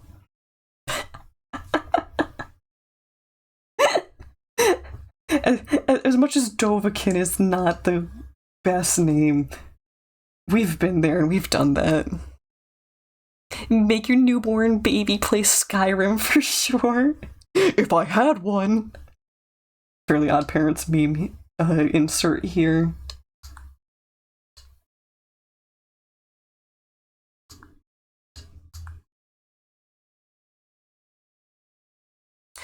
Ooh, being named that. Oh no. Would you like to? Mm-hmm. Oh, okay. I think Noah's actually asking to share their name. Okay, we're gonna go with one slice across the muzzle here.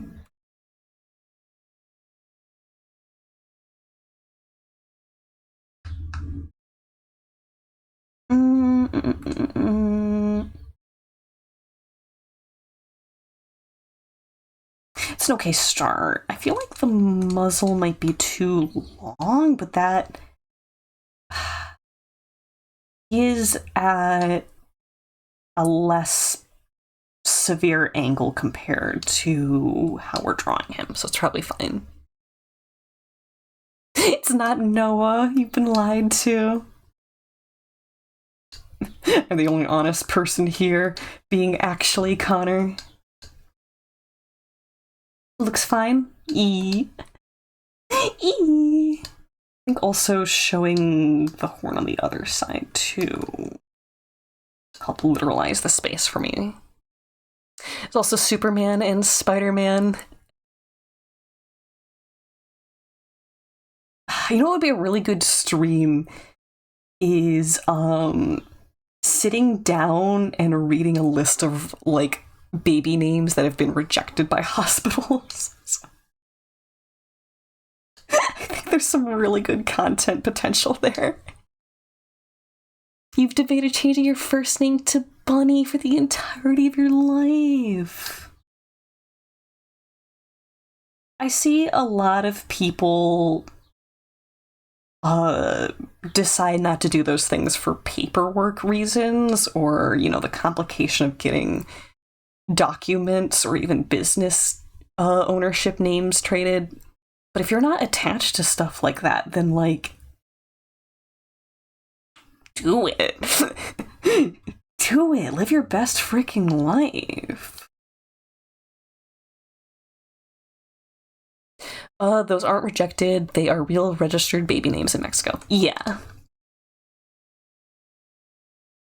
Which is kind of where I'm coming from. If these are the ones that get passed, how bad are the rejected ones? The answer is they gotta be bad. Should have done it when you got married, because you would have had to change the entire thing all at once. Real. I have a parent who remarried who has felt the same thing ever since I then went on to change my name. She went, wow, I really wish I had, you know, taken their last name when we married instead of keeping mine. Like, it seemed convenient at the time, and now it's like, that was the opportunity.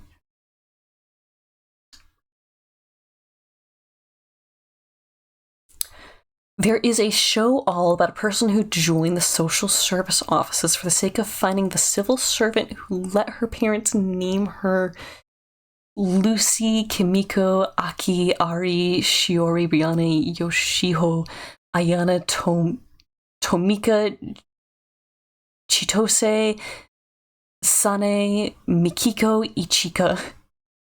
That's one name, right? This is a character who has all that as one name? Is that it?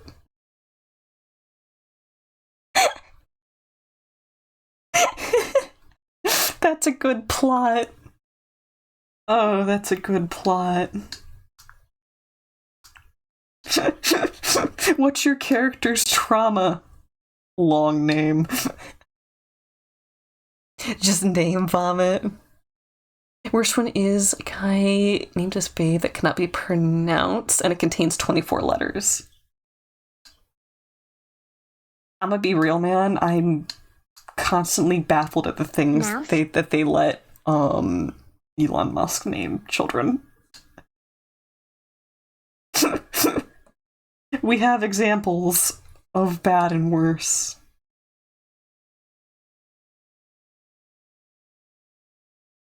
Something about this arm doesn't feel natural.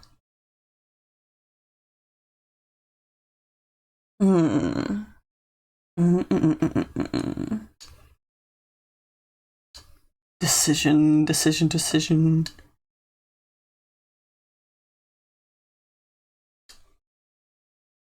Doing a thonk. I feel like, realistically, a person... No, that's too hammy to have the elbow up.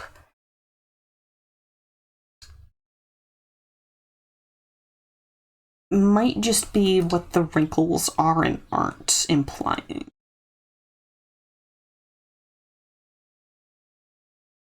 As if the crook of the elbow is in here and it's pointed away from the camera.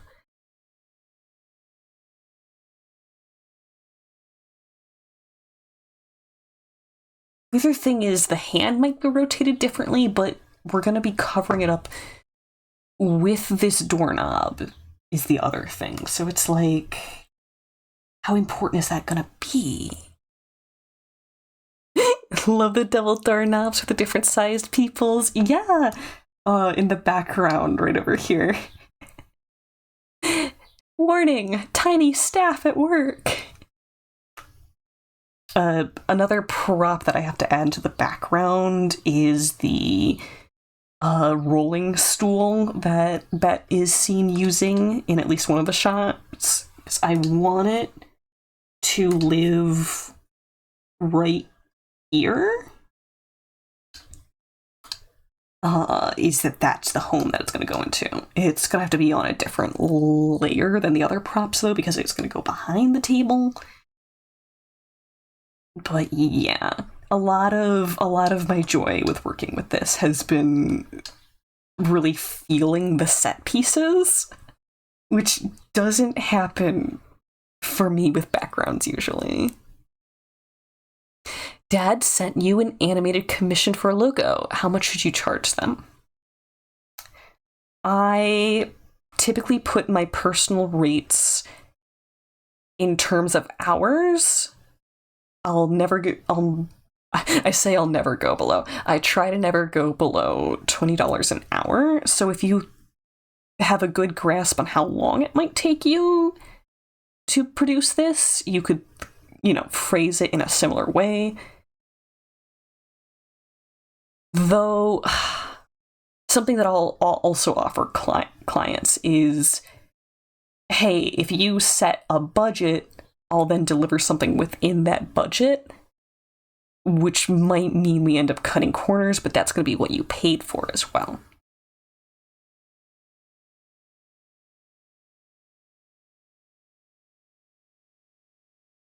Having a history of charging a client 100 plus per animation. That would be, assuming that you were going for $20 an hour, be 5 hours of work. So, if you know the scope and think that you'd be done within it, theoretically, that could be an acceptable standard.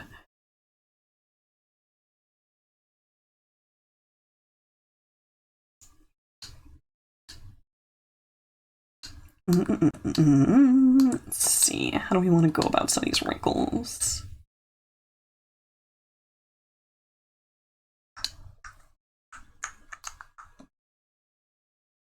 I'm definitely in the camp of people who get told that they should charge more, though I definitely live in the mindset that you can do that once you have the popularity to be able to expect and rely on a client base.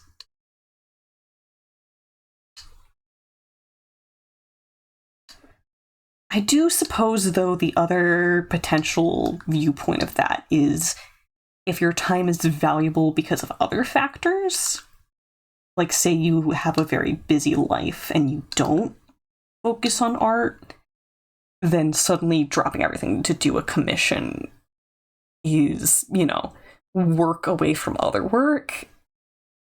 I could definitely see there being good reason to charge above the board for that. I got her money for...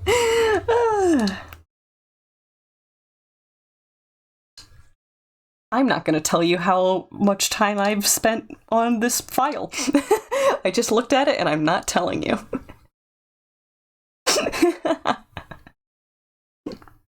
Friendship discount, friendship discount.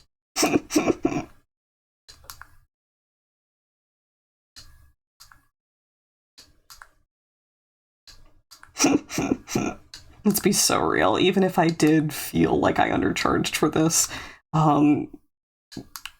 you gift people art. I feel like in some cosmic way it ends up repaid in its own way. Okay, let's do one little X cut.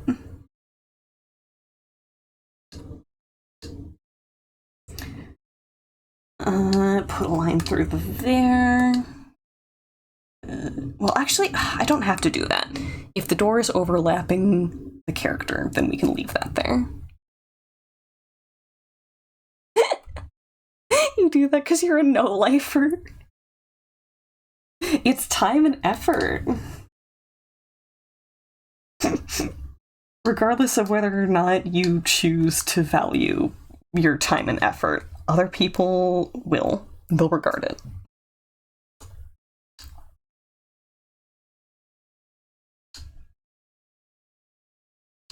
Okay, let's get some dragony toads in here.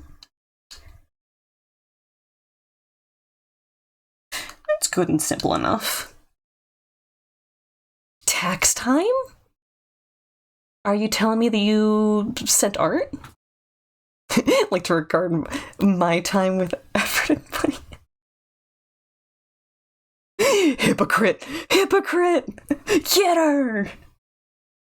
Tell you what, we are very close to when I would normally take a break, so how about I hit the save button, I go Pixies the Discord. What we doing with?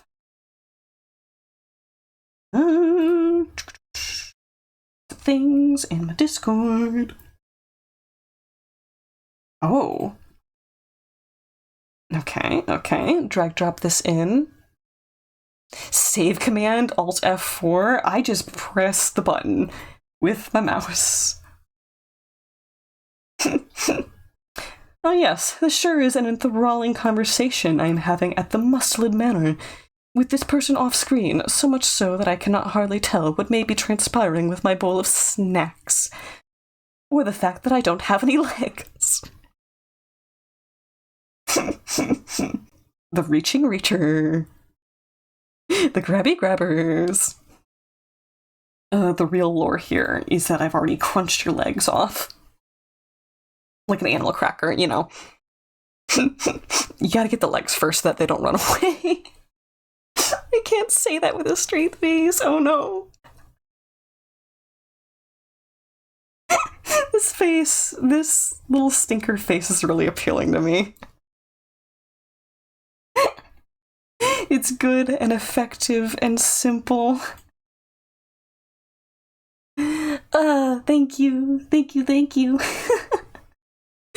So I'm now realizing that one of these is the world's most simplest drawing of crab legs. Spiders in that bowl. How to make friends with Connor, step 1, knock off their legs. So that way they have to stick around. Oh no, bro. Okay. Yes, it is stream break time. You're taking notes? Oh no. Streamer does not actually condone this behavior. But yeah, okay. I'm going to take my 15-minute break. This will be my time to get up, take care of my physical form, have a snack. Connor being fueled animal crackers? I suspect there's a typo in there. But yes, while I take my break, I highly encourage you to do the same. Take care of yourself, get up, stretch, be a human, and I will be back being cruel to animal crackers. Real.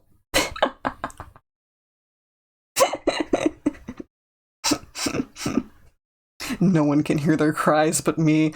Horrifying. Okay, BRB.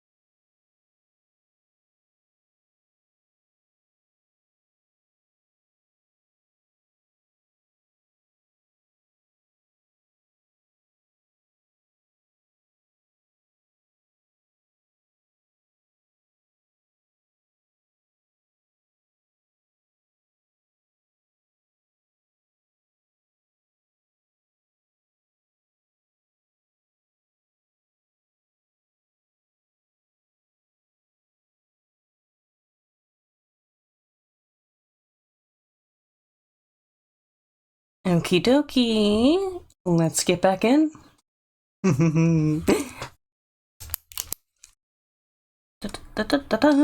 Last left off, we were drawing the main body for Bart, and stepping away has given me a moment to assess proportions. I think we need to go a bit bigger with the stompies. Change the dimensions of the tail just a little bit. And I'm thinking I might want to shrink the head a little. Hey, Fresh! Hey. The sponsor of the video, always with you. Yeah, good to see you. I hope you're having a good day. Anya's streaming and she never does that. Absolutely, bro. Cash in on it. Heck knows that I love seeing Anya's art too. Okay, that was just a little shift. But if we undo what we did, yeah, those are all good changes.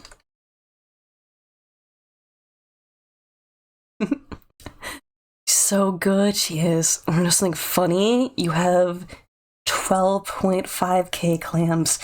That's a threat. Around these parts, that's a threat.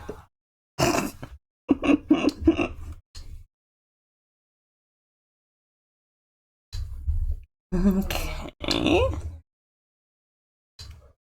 These toads on in here. I think this is all we're gonna need in terms of implications for the foot. I do want to separate the nails just a little bit.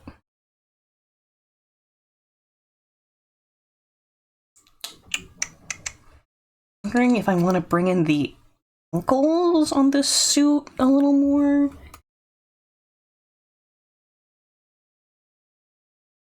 Yeah, we got a bunch of extra points just for the corners here.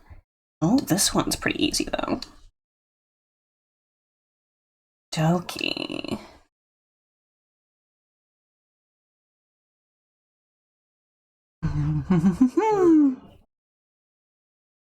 Ooh, Fresh has a question for Boo. My nosy Sorry about the Spanish word there. It sounded pretty uncomfortable. I understand that the meaning is different now, and that's that there was not like a malicious choice to make me say something that I would not agree with. So, you know, maybe a bit uncomfortable, but I do understand how that happened. I appreciate, you know, saying that, however.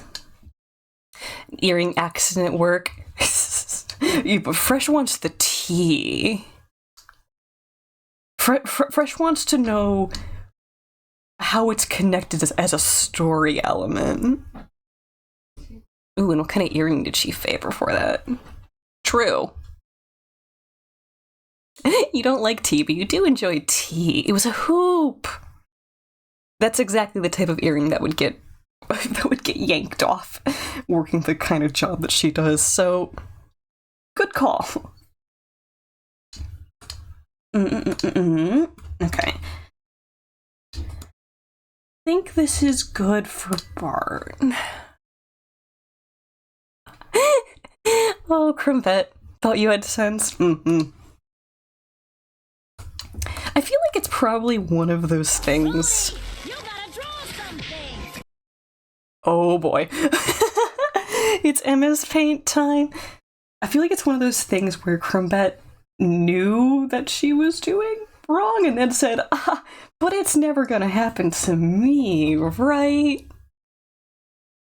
Happened when she was in her 20s, young, dumb. Okay, setting up MS Paint. Maid Noah has dropped a bowl of freshly cooked seafood snacks by the kitchen of the Mustelid Manor. Surely nothing will happen with the shadowy Connor-like figure in the corner. Right up there with using your gauges to hang your earbuds in. Oh no. Oh, Boop once 2 seconds away from completing the statement. There's a really good bit of the McElroy brothers doing that bit. And they're like, you know, wink. Okay, and actually, on the topic of this MS Paint request, we even have a very good reference of the new maid outfit as well. Griffin, yeah. I haven't followed the McElroys too closely since the main parts of Adventure Zone finished up. I was definitely following the last couple of episodes as they came out. Okay, I'm in the wrong server? Yes, I am. Okay, art, scrolly. We go, reference acquired. I have another silly question. How silly? Does Ben have a classic soldering gun? Of course. Customized one. You know what? That's a good point. Okay. Over here. Hide you. Pop this up.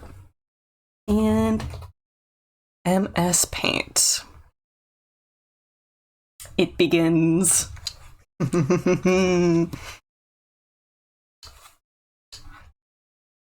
Okay.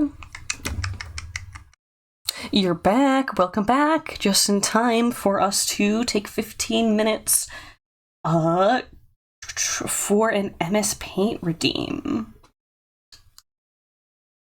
Okay, let's do this. Yes, we are. We are, in fact, drawing in MS Paint. 10k clams, and I will draw you something in MS Paint. And boy howdy, will it be in MS Paint. You've owned a soldering gun that was gun-shaped? That's hilarious. Okay. The Creeping Creeper.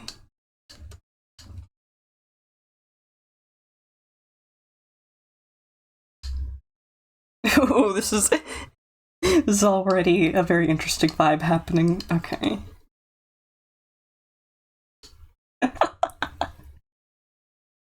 Do I still do whiskers? Whiskers are cute. I say yes. I'm very tempted to have it like Noah's picking up seafood off of the floor.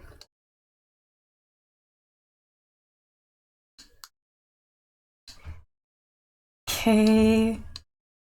Kitty ears, you love this energy. Oh, heck yeah. I feel like I should have Noah pointed the other way so their backs turned.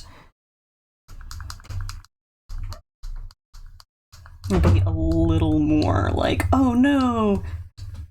Catboy, no, look out behind you! Ideally, Noah would look really pathetic. Aww.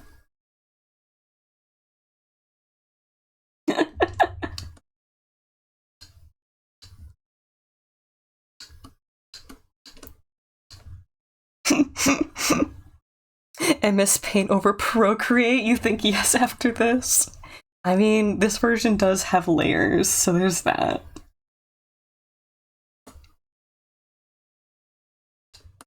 Little maid boy, no! Look out for the shadow creature! Still like the Connor Mario one. Thank yous.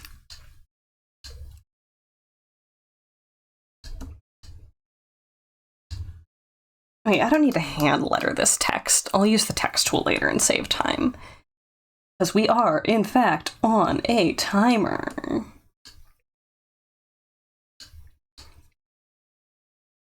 Okay, little hint of a skirt, and then let's put a little implication of some of these bits and bobs.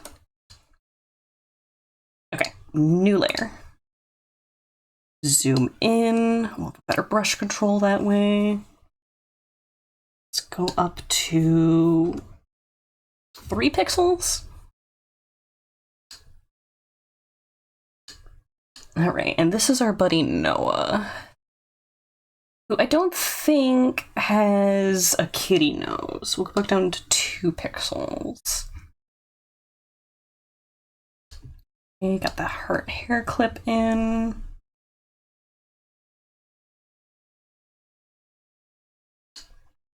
Normal nose, yes. Hi again, Foxed. We're doing normal things over here. Think your next MS Paint will be a good one? Heck yeah.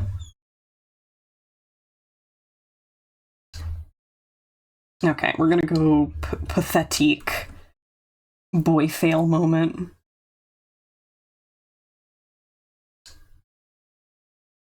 Big goopy eyes. Very. Heck yes.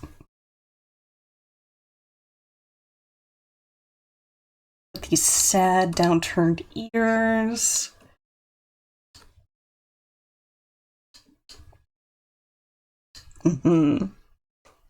Boy failures just do every day. Me too. Me too, honestly. Sometimes we're girl fail. Sometimes.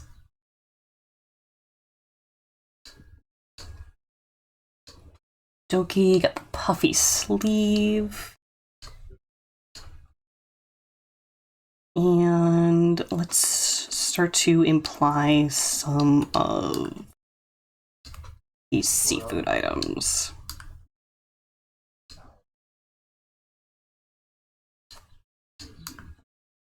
Okay, elbow here.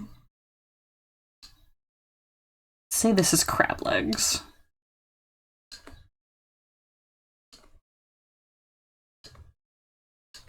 Okay. Rest in peace your outfit. It is going to smell like seafood for forever. Speedrun drawing stream real. You need the sound effect of, like... I think it was originally from a speedrunning clip. But people put it over art, where it's like them just, like, absolutely pounding their keyboard Control Z like several hundred times as they draw. We need that, but specifically for these redeems. Okay, I'm gonna give you only 4 fingers total because I say so. A full stream of MS Paint redeems. Last time I did something like that, it was stream anniversary, and we did the whole stream taking MS Paint requests. It went pretty well. I'd do it again.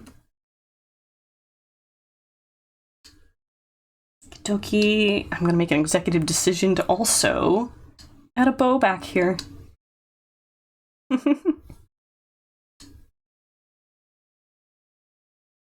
Okay, another cut of fish. Let's say this is a tail. Pounding Control Z is so true when you're drawing anything fast. Yeah. I have it connected to my second mouse button, so it's not audible, but I can assure you it's happening. Okay, let's put the bowl in here now.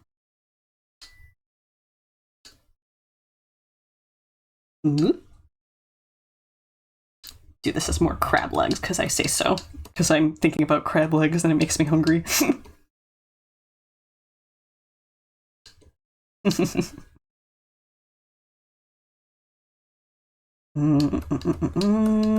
that in here. Actually, let's have this tempura rotated the other way. We don't want to get too samesies. We probably need more oyster. In fact, we can have it like as if it's like slided out. Insane speedrunning going on. Okay, and this is where we're gonna be making up shoes for what Noah might be wearing, because that is not on the drawing that I'm referencing. However, I think just a nice little classic flat will do. Well, not a flat, we're getting a block heel. Cattail.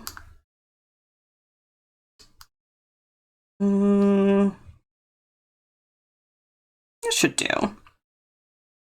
Okay, and other thing that Noah has is Franken-stitching down the face. One arm here, we'll do the stripes this way as well.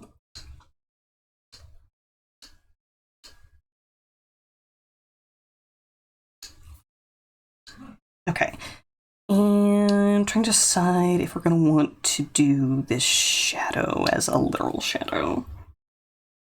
I'm thinking yes. Let's go a bit taller with the door frame here.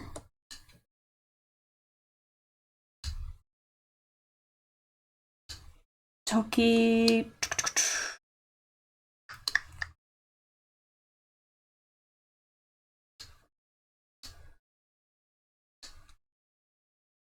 Now we could, if we end up with extra time, do some actual details in the kitchen zone.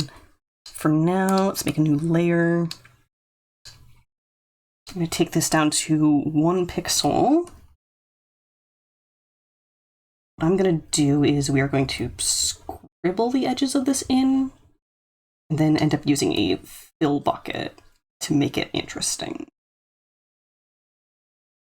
So in a way, it'll kind of end up dithering what we're working with.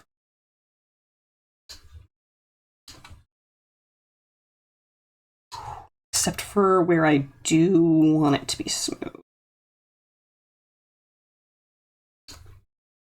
Which in this case, right around here.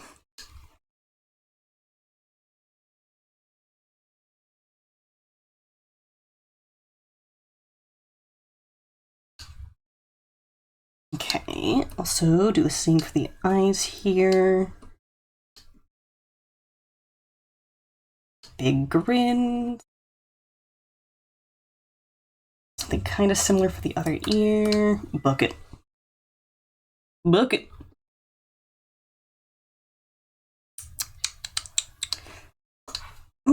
We could bring this shadow into the kitchen zone too.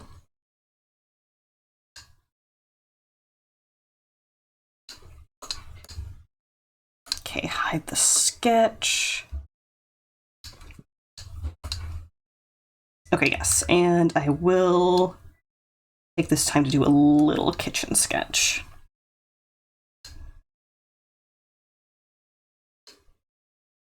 It's a little something. For context. Made Connor having a stroke. In this case, it's our beloved Noah Get the Nuke. Lurks in the shadows, listening for snacks, waiting to make my move. No snack is wasted. Real.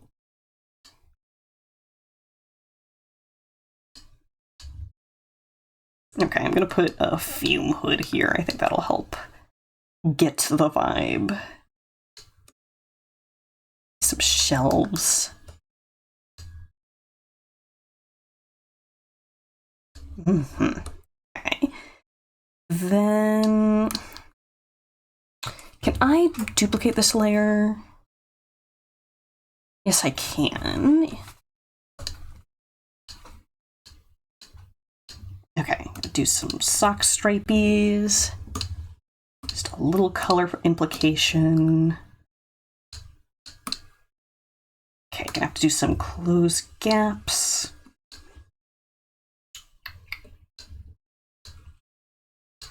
think that's, nope. That's good though. Okay, where, I think it's right here. Almost.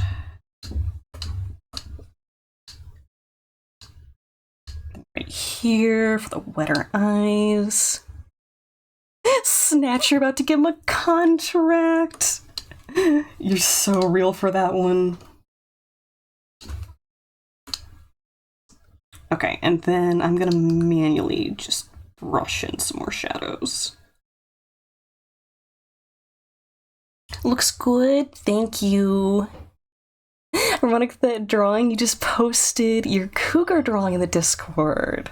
You've done of it, heck yeah. Googer.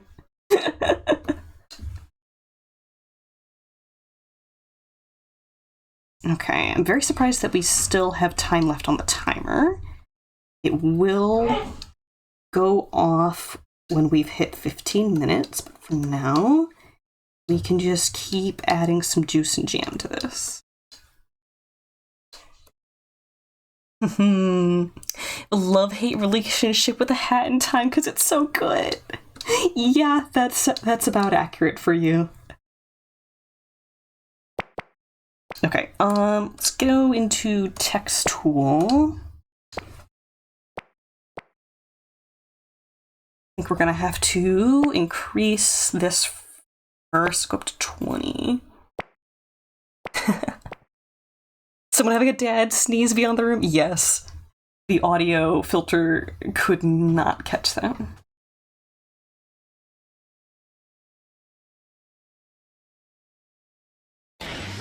Oh, there it goes. Stop the drawing!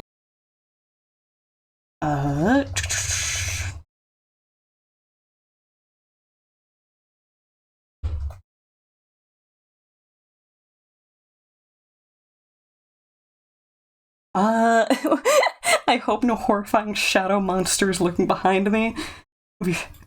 It's very tempting to rate that.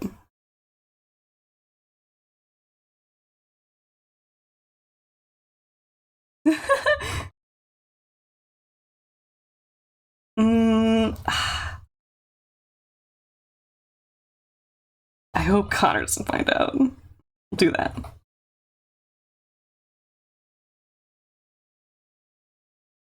Yeah, that's good. That's fine. And quickly, also do that. New speedrun record for the books. That means it won't filter Graham. You say that, but it definitely filters Graham, our poor sweet kitty.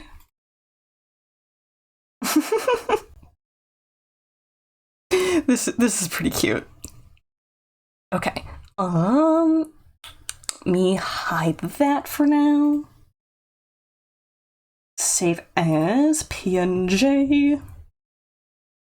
This is Doodle Redeem number 44. I'm going to drop this into the Discord right now under Doodle Request Archive. That's pro, thank you. Don't filter the Graham, he's not a microalgae. I can't help it, he just gets caught. Okay, where is Livestream Assets as Paint Doodle?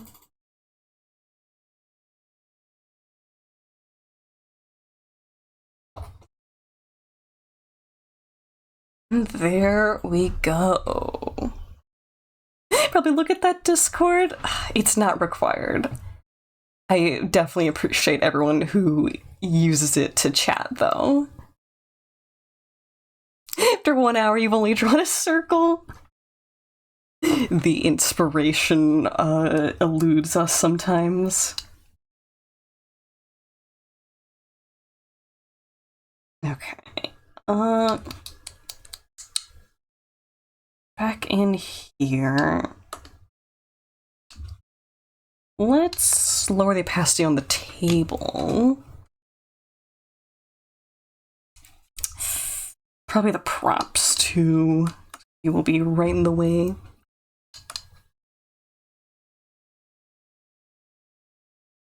Okay, and we're now at the point where this drawing is complete enough that we are just adding animation into the arm.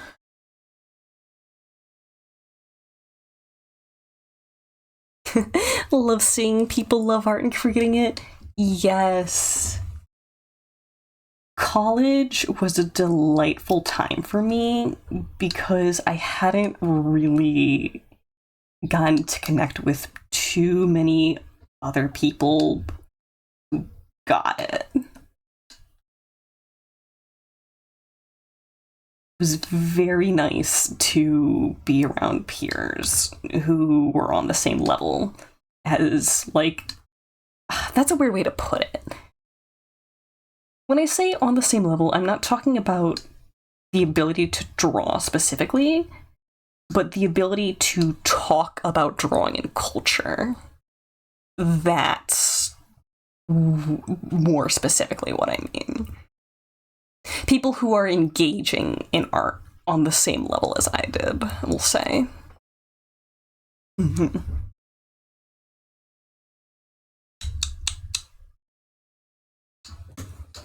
Let's go smaller here.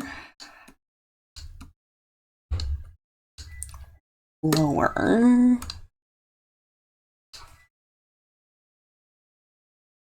I'm also gonna space out these points a little different.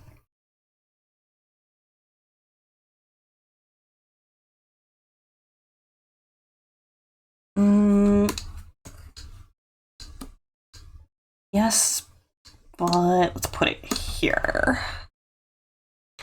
Why did I choose an otter as a character?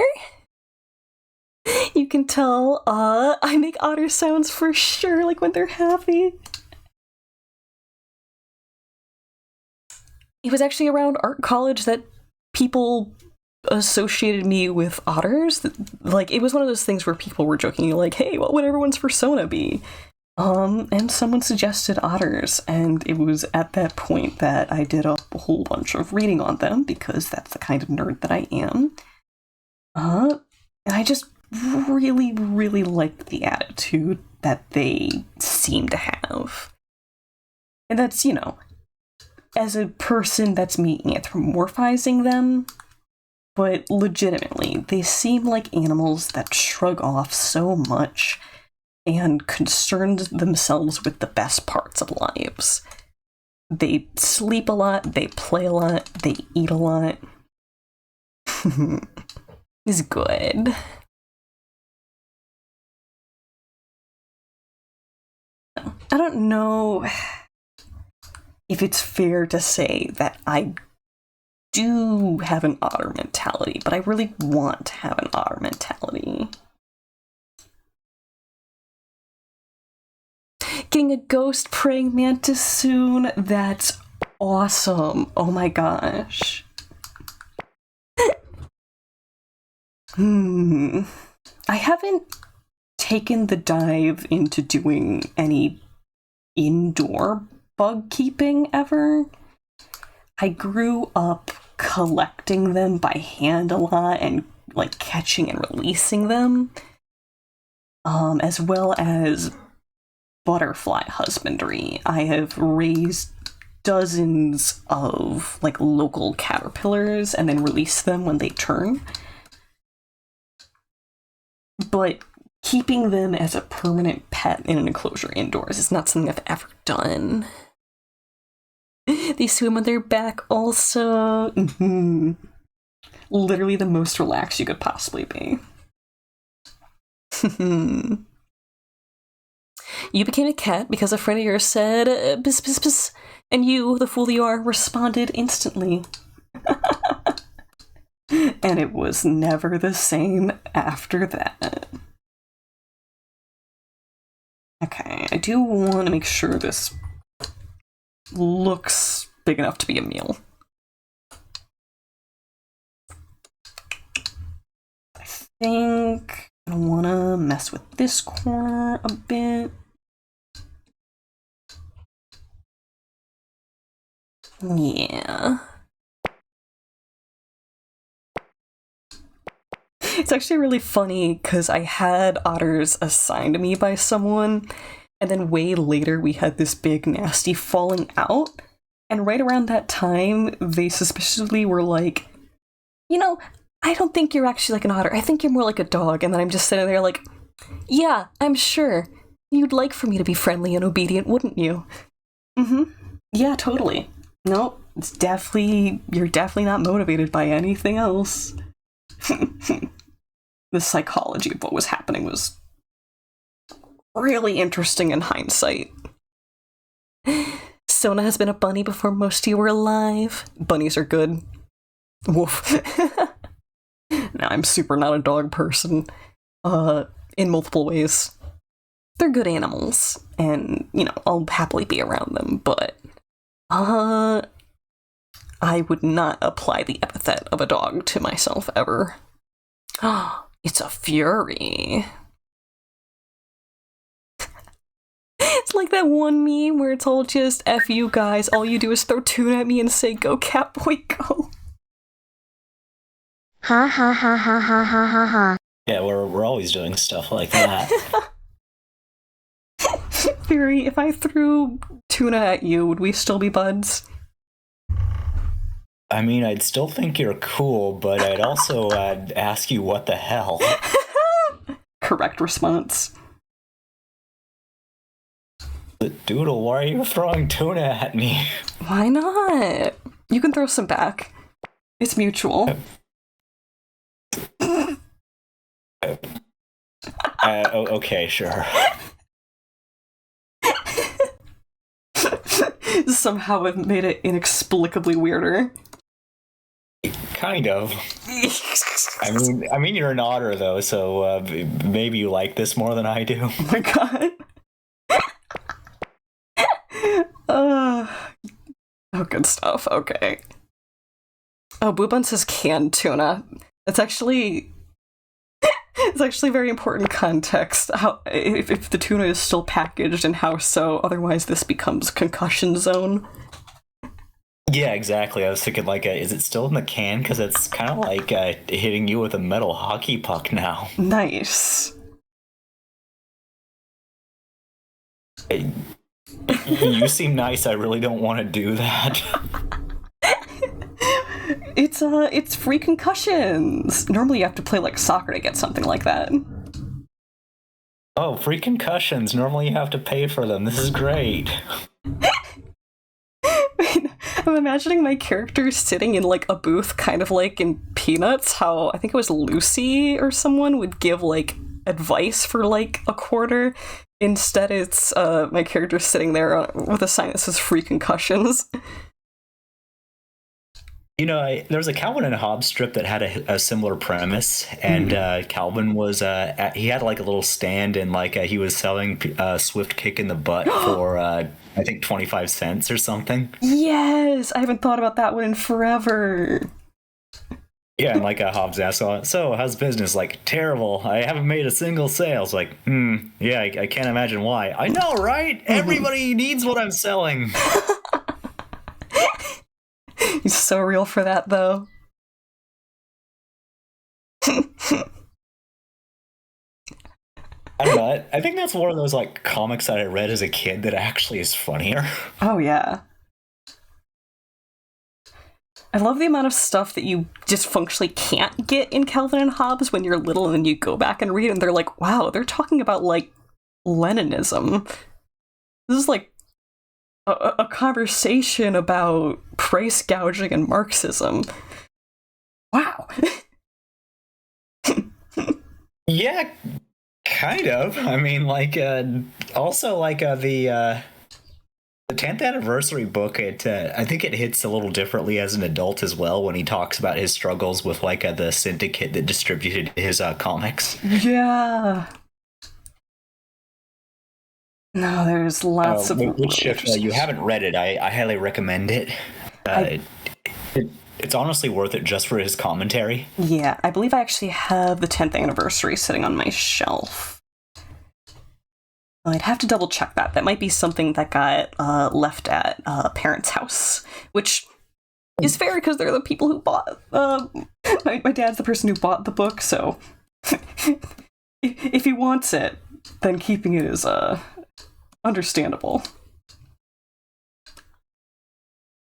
Fair enough, I guess. But you're also a cartoonist, and you should own cool comics. It's one of those situations of, yeah, if I'm mad about that, I could just get my own, because that's probably right.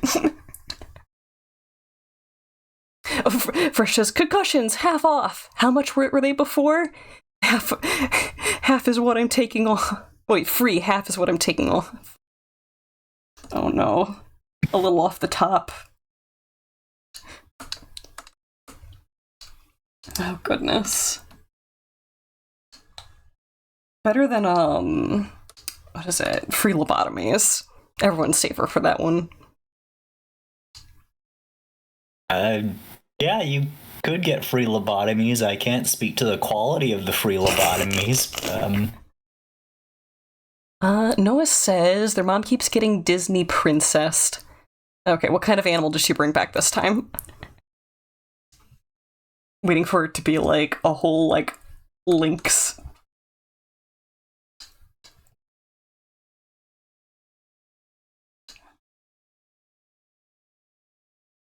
Refer to the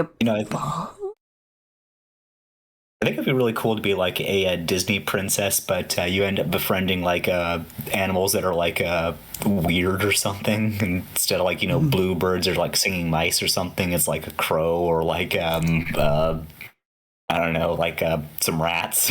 I want them to be like wildly outside of the biome they're supposed to be in. Like this is a character sitting in the tundra, and then they have just randomly had a giraffe run up to them and like bond to them. Oh yeah. Yeah, like you're just hanging out in I don't know, Kansas, and like an I comes up to you and like starts like jamming out to like your music and accompanying you by beatboxing, just like, and then you'll like look over and just like what are you doing here? This is penguins of not penguins of Madagascar, Madagascar coded. I'm not sure why penguins of Madagascar is what came up in my brain first.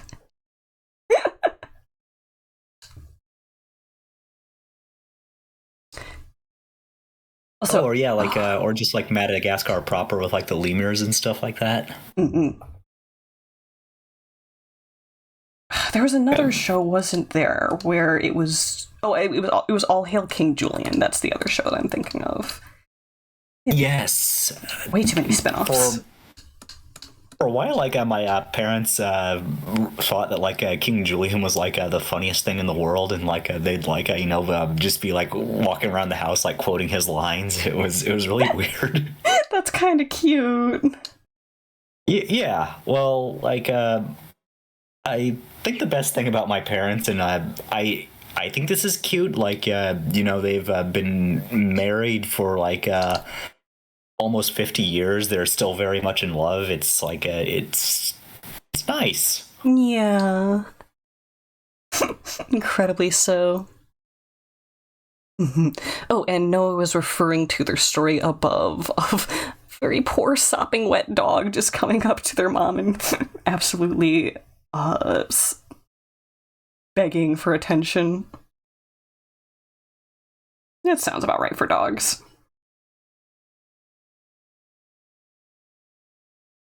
Speaking of weird animals and like Disney princess stuff, like did you ever see that video of the octopus that like climbed out of the water to give somebody a crab? It sounds familiar, but I can't like accurately say like, oh yeah, I've seen that. Yeah, I remember somebody shared that with me years ago, and like his comment was Cthulhu relay Fatagan. Oh my god. You've been passed an omen.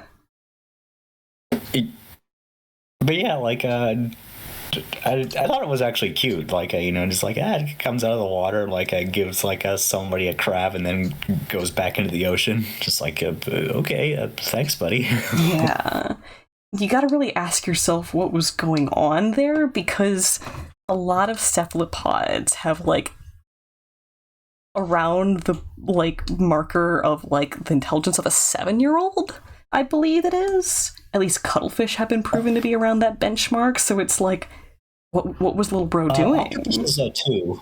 I think that like on the low end, like cephalopods, they have like maybe about the cognitive ability of a dog, and on the high end, like somewhere in the neighborhood of like like you said, like a 7-year-old kid.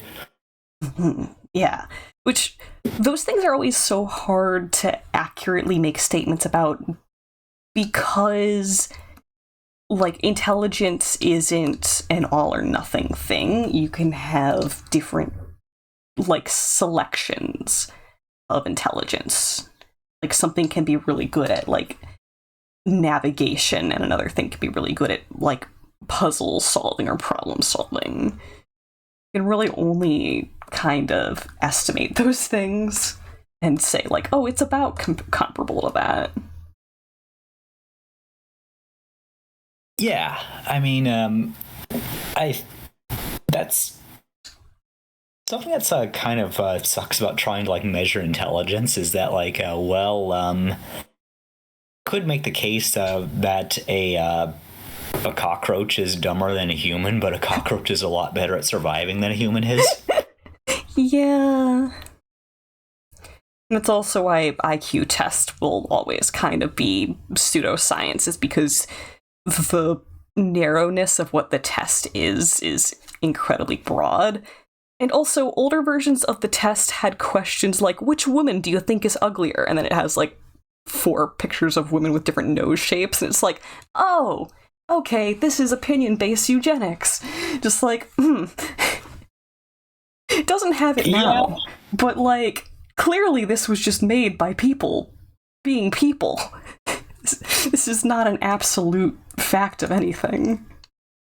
Yeah, you can't see what I'm doing, but I'm like totally like giving like that question the side eye, just like what? Yeah, you can find pictures of the old versions of it too, like having weird like selections like that. It's like, okay, bro, that's not normal. Glad we're not doing that anymore. Well, even more modern versions of like IQ tests, they have word association questions, like cup is to saucer as blank is to blank, and a lot of people end up getting questions like that wrong because they don't know what a saucer is. Yeah, and that's like, if it's based on cultural stuff like that, then that means we're always going to be chasing things that are going to be obsolete. Yeah. A saucer would be something maybe British people are like, yeah, we know what that is. You're sitting over there giving it to kids in Alabama, and they're like, oh no, why are they all stupid? Maybe because they don't drink tea, bruh. Yeah, I mean, even so, like, you can be a perfectly intelligent person and not know what a saucer is. Yeah. They're just hunting for people who know what the flying saucers are. That's my headcanon. Oh, right. It's like, well, if you don't know what a saucer is, how could you go spotting UFOs?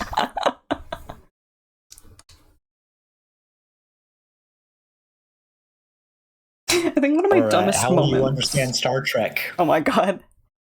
I think one of my dumbest moments was accidentally revealing, and I don't think I like thought this my whole life. It was just something that popped in my brain. I was like, yeah, that sounds right. I asked someone, isn't it kind of weird that IQ quiz would stand for intelligence quiz? And they were like, oh no. It's not at all what that is. You know, it's about as smart as that, so why not? I mean, like, it's one of those things where, like, if somebody, like, brought that up to me, like, they'd be wrong, but I wouldn't really necessarily feel the need to correct them. You know what I mean? That's fair. was like, okay, well, you were wrong about a thing that like is kind of dumb and not especially useful. So, okay. You have fun with that misconception. It is kind of harmless. I got really clowned on by that person I said it in front of, though.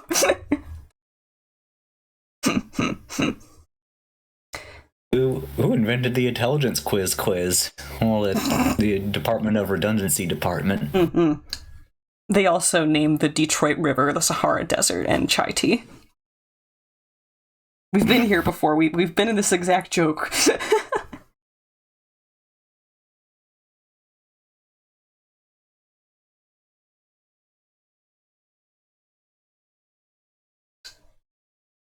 But yeah, like, does Detroit actually mean river? Yes, it is French in origin. You would pronounce it Detroit. With much less of an accent than I have. Chat was having me pronounce Spanish things earlier, and that's bad enough. I do not tango well with French phonetics. I think a big part of that is because I almost never hear spoken French. True. It's incredibly fair. My Spanish pronunciation's okay, just because, like, there's a lot of, like, Spanish-speaking people where I live, so, like, it's, if I want to get, like, the pronunciation right, I just kind of have to just do an impression of my neighbor. There's definitely a level at which you kind of have to not force it, but emulate it, and at that point it kind of feels weird, because it's like, wow, I'm intentionally doing an accent, and it's like, normally that's not kosher. But right now it is, so just barrel on, champ.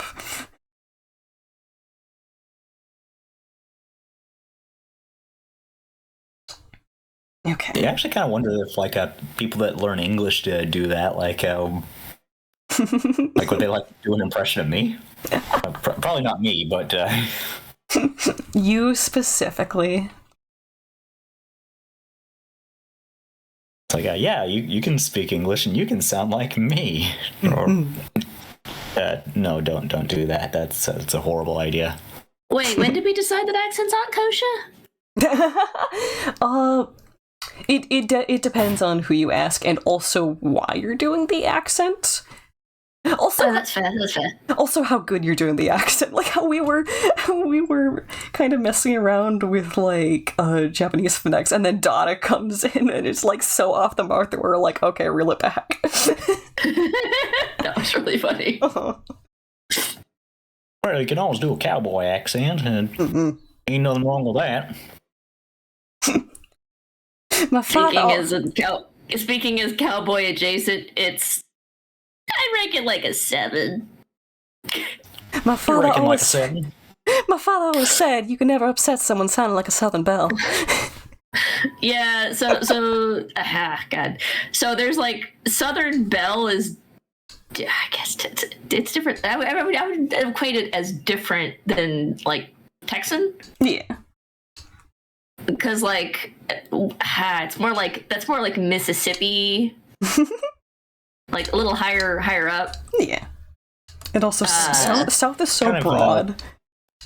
Yeah. I always kind of felt like a Southern belle was somewhere close to like a Georgia accent. That's what I was thinking. Yeah, that sounds better. Yeah, I'm not real good about this kind of stuff. Yeah, right. It's real funny. I can do one, but I can't place it for the life of me.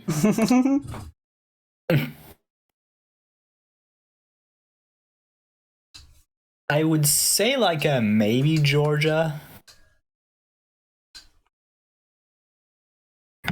I feel that, Cookie. At one point, apparently the English accent that I favor sounds like it's from Bristol specifically. Boo says that we sound like Blanche from Golden Girls. I might be pronouncing the name wrong too. I'm sorry. I have not actually taken the dive to try Golden Girls, even though it's, like a classic. Should definitely. I've only seen like a few clips out of context, and like the ones that I did were pretty funny. Mm-hmm. Put that on VC sometime. That's right. Okay. Thank you. We're having an amusing time with our upcoming D&D caras. Because, like, before, in our previous set, we had somebody who was, like, not Louisianian, but, like, something close. So he wasn't quite into Creole, but he was, like, in that, like, oh, I don't know about that none. Yeah. So in this new switchover, I'm doing a Texas one, because I like the idea of, doing that, but I keep going, no, don't fall into that hole. It's so close, I know, but don't do it. But we the other 3 of the other players all have similar-ish accents, but they're not the same. Because we have one that's going English, one that's just being very articulate, and then another one that's doing like the soft, smart kind of sound, for lack of a better word. And so whenever they all talk together, they have to stop because they keep falling into each other's accents. Oh, so many neurodivergence in a room. And I'm like, man, I'm really glad that I went Texan instead of going English like I was originally going to do, because this would be so hard. Everyone's parroting each other. I'm just kind of wondering, like, what if, like, you did, like, singing, like, country songs as, like, a vocal warm-up? Oh, that's fun. I know the answer to that one. So the hardest part about singing songs, now I'm following a Texas accent, don't mind me none. The hardest part about singing, and I'm just going to stay in it, so here we are. The hardest part about singing country songs, whenever you're singing, and specifically when you're doing Texas accents, is we have a really heavy tendency towards like ER. So you err on the side of the err. Yeah, we err on the side of the err. And the hard part about that is that it's bad form vocally to do that. Like from the lessons that I've had, you're not supposed to do that. What you're supposed to do is so let's say I'm saying the word forever. You say forever. So that whenever you sing it, you go forever.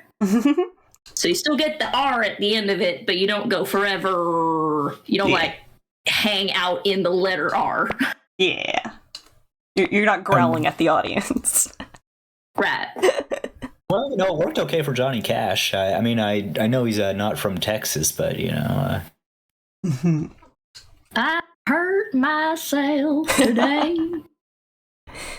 Noah says that Jack Black is voicing a panda. Piece of the time didn't cost me a dime. But the only reason that I really know about this at all is because there's I had to learn two different songs. One was in a Texas accent, and one was actually, it wasn't quite Scottish, but it was more like in Scottish Irish up in there. Yeah. Celtic. So the Texas accent one was, it's not Texas, but it's actually Oklahoma. From Oklahoma, is I can't say no. So it actually got the CAIN''T in the lyrics. Oh, I'm just a girl who can't say no. That one? That's the one. So that one does come with a heavy accent, and you do have to actually correctly place your consonants, otherwise it does get real muddy real fast. And the other one is from a musical called Brigadoon. Or no, is it Brigadoon? I think it's Brigadoon. I always get it mixed up. Anyway, the song's called "Waiting for My Dearie." But as I said, that basically the idea behind that one is it's a European village that got pulled out of time. Oh. Oh yeah. Yeah. So the person who's singing it doesn't like anybody who lives in the village, pretty much. And it's a song that's sung by her. But the issue is that this particular town only appears and is or interactable with once every, I think it was like 100 years or something like that. So from the perspective of the village people, only 5 days have passed. But for the rest of the world, it's been 100 years, or it's been 500 years. In my chat, Cookie Cat says, "I'm getting Applejack vibes." Fuck you. I'm gonna consider that to be a compliment. Yeah, I have. Whenever this sounds silly, but here we are. Whenever I talk about Texas or Texas accents, this just happens now. Yeah, you remind me a little bit of my family from Memphis. Cute. But this is the way that I normally talk. Mm-hmm. Don't usually go that heavy into it. Fresh said, forcing it back out. I have to. I'm afraid I actually don't know how to do a proper Boston accent. I would like to learn, but packing the car is kind of difficult. Yeah, Boost's drop all R's. Yeah, not very good at that. What about wash your car then? Is that from somewhere else? Is that not Bostonian? The place that I hear it most often is Eastern Oregon, weirdly enough. Huh. I'm not sure if it's actually from there, but like my grandma and like my mom and her sisters all say that. Boo is also saying that wash would be more accurate for Bostonian. Okay. Like from Firefly? Oh, no, like just the word wash. Okay. Yes. I'm smart. Don't mind me. Apparently, I have some Georgian family that I've never met. So, family tree's doing some. No idea, man. I have not dug into that. Interacted with none of them. Just know it exists. I have a family in Savannah as well, so. Eee.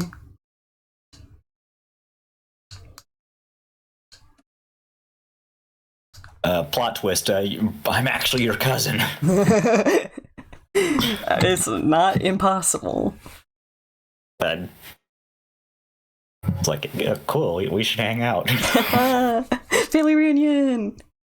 I would love those, like, family tree tracing websites if I weren't totally, like, wary of, like, the theories that data could be used for really bad things. So I'm like, yeah, whatever.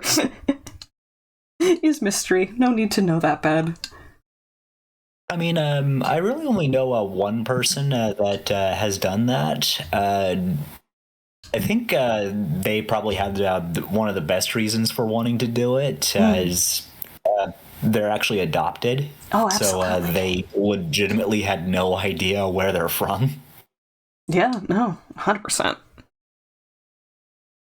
My stepdad is adopted, and I'm always surprised that he hasn't really pursued that, but also he had a very happy time with his adopted family, so, yeah. Yeah. I mean, like, I don't think this person actually met their birth parents until, like, they were an adult. Mm-hmm.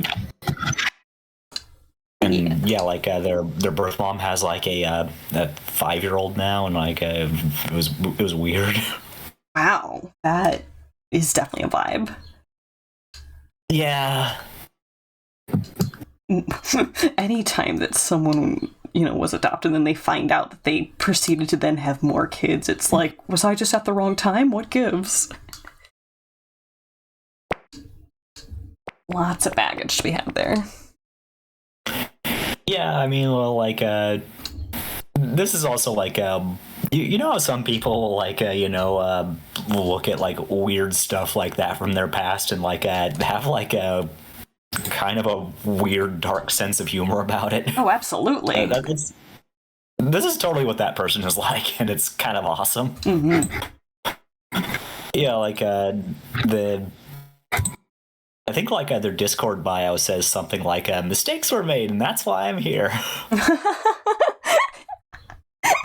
I literally made the same joke at another server like this morning that Fresh is in and got like 3 people on my butt like, no, and I'm just sitting here like, I said the /J.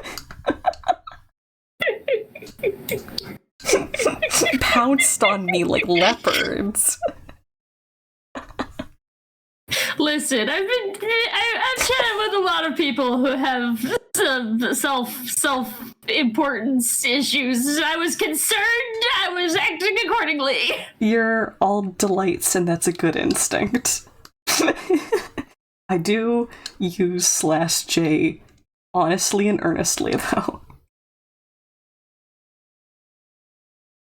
I have seen lots of people praise tone tag indicators, but at least one person in my vicinity has been like, yeah, that's great, except for there's still the possibility that someone could just lie and misuse them. And I'm like, oh, huh. Well, you really think somebody would lie on the internet? The way my brain functions is that I don't consider that things could be lies by default. I think that might be one of those things where it's like, that could be a potential symptom of, like, autism. It's actually one of the reasons why I struggled with the last, like, blue-collar job that I had, was having to deal with a customer base that was constantly trying to lie to you to get stuff out of you. I just did not have the equipment mentally to parse that a lot of the times. Well, I mean, on the other hand, you could also say that, like, seeing the best in people by default is also a good thing. Oh, absolutely. I'm not saying that it was a bad thing that I'm like this, but that it was not suited for the environment that I was working in necessarily.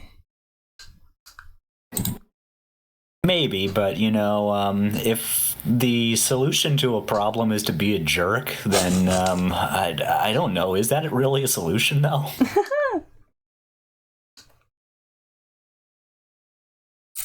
Know what I mean? Know what I mean, Jellybean?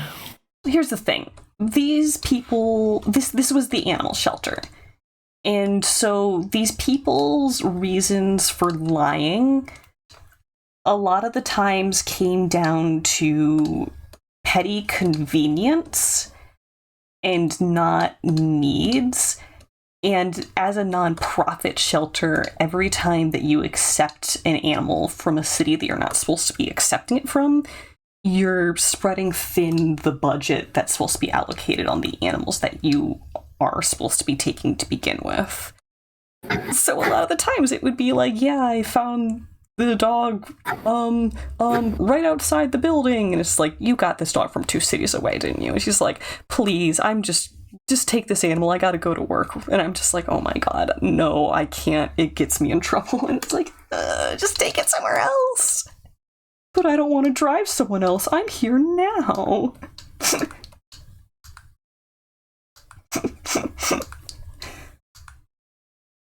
Yeah, like, I also, like, used to, like, volunteer at, like, a local nonprofit that did a lot of community outreach, and, yeah, like, I would occasionally, like, have problems with, like, you know, people not necessarily lying to me, but, like, acting differently to me than they would with other people. Oh. Which, I don't know, that, it still kind of, like, messed me up a little bit, I think. Yeah. Don't bode with that.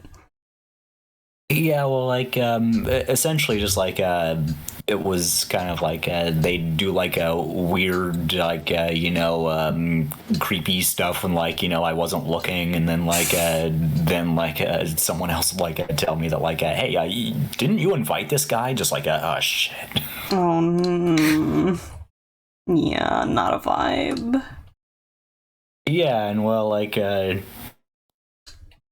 I remember specifically I was talking to like my drawing buddy at the time, and like I thought like maybe I should become a jerk. I think that would be a lot easier. Oh my god. Yeah, she didn't like that idea. Likes you the way you are. Not a jerk. Yeah, well, I mean, I guess in some ways it could be easier, but at the same time, like, compromising who you actually are isn't cool. I couldn't be knowingly a jerk because, like, my therapist has said this to me. Apparently, I'm highly empathetic, and so any time that I've genuinely caused anyone distress, I am immediately mirroring that onto myself and going, oh no, it hurts.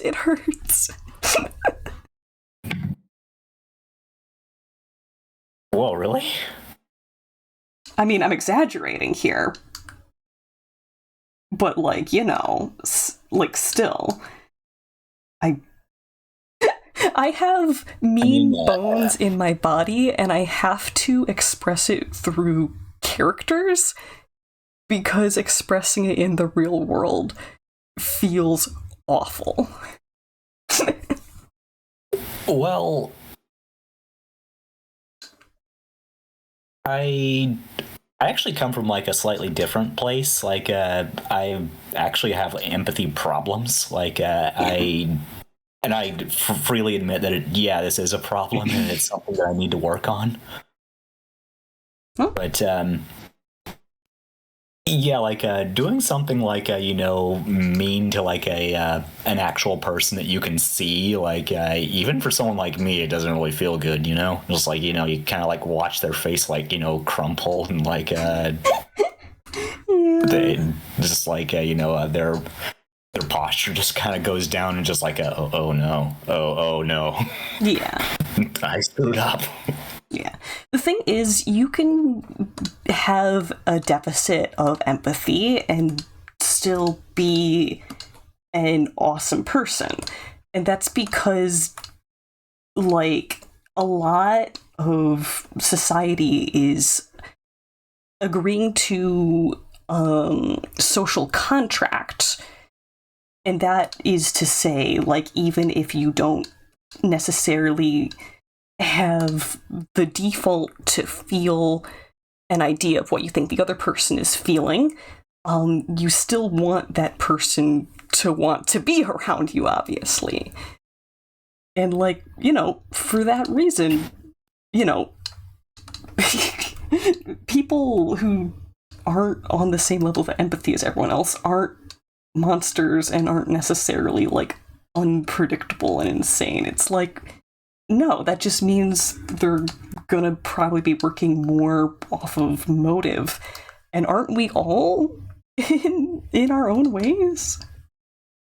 Yeah, we are. And you can romanticize the idea that, being good is a real tangible thing, but at the end of the day, we're all kind of just mammals who want to survive, and being together and helping each other is a survival plus. Like, that's what it boils down to, is we're built like this, and we're designed by default to err on the side of empathy because it has increased our survival. That's it.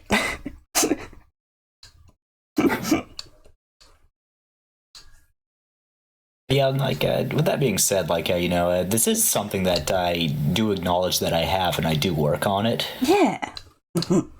I mean, like I can kind of like sort of like give off the impression that I do have a sense of empathy, but maybe that's phrasing it like a little badly. But for me, it's more of a concerted effort for most like people that are like wired a bit differently. That's just something that like they're just like that. Hack Nudge just assimilated our real quick. One of us. With the One TTS of pass. us.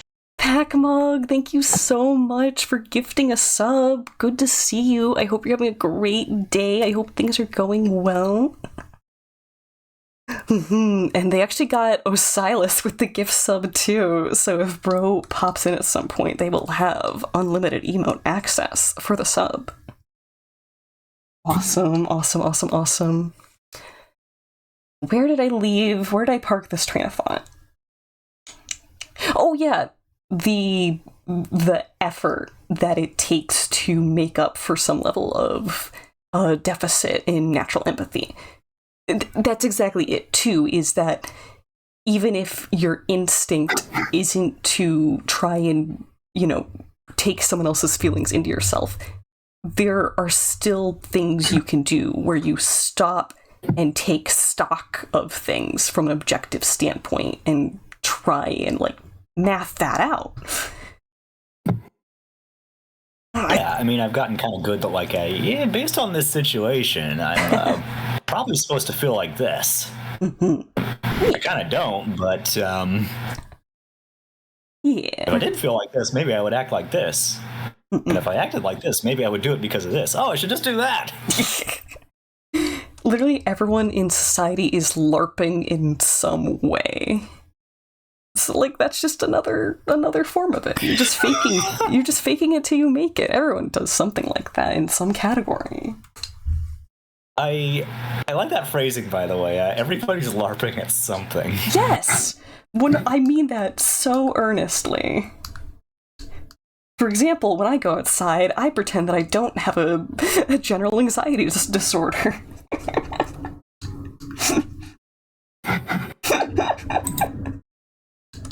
I'm cosplaying as somebody that has no anxiety.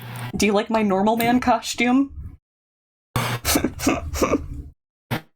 Wow, that's pretty good. Did you commission somebody for it? Yeah, I bought a button-down shirt from Kohl's and I got out of my pajamas.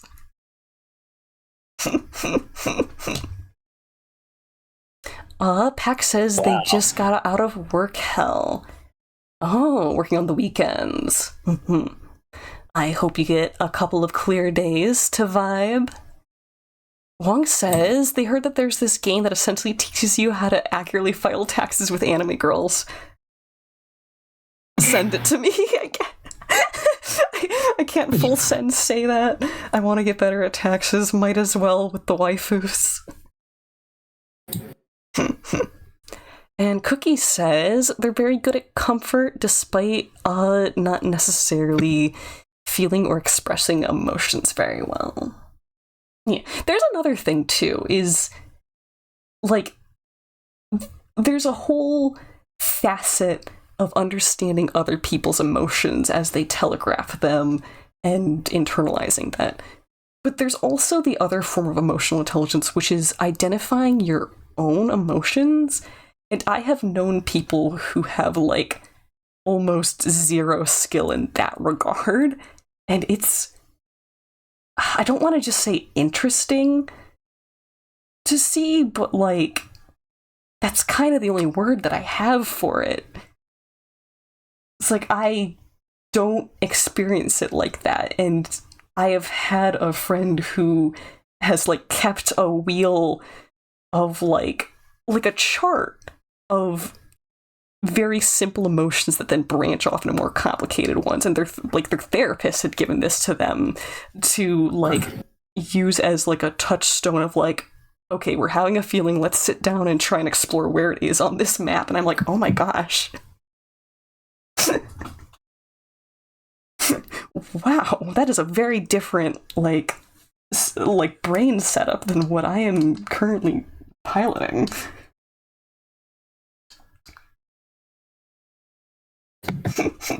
Using the term piloting for my brain, my meat suit, the equipment that my flesh mech was outfitted with.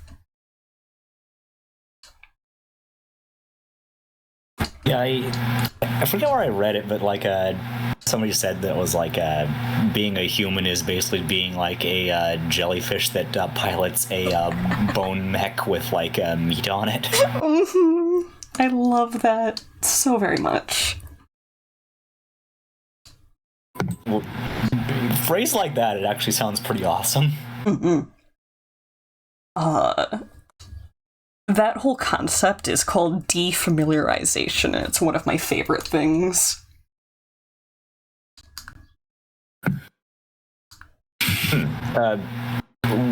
What would be like applying it to a different concept? Sorry, I'm just not familiar with the term.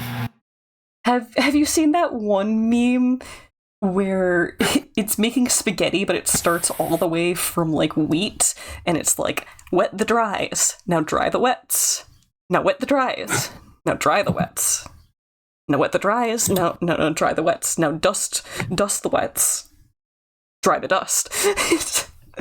Like stuff like that.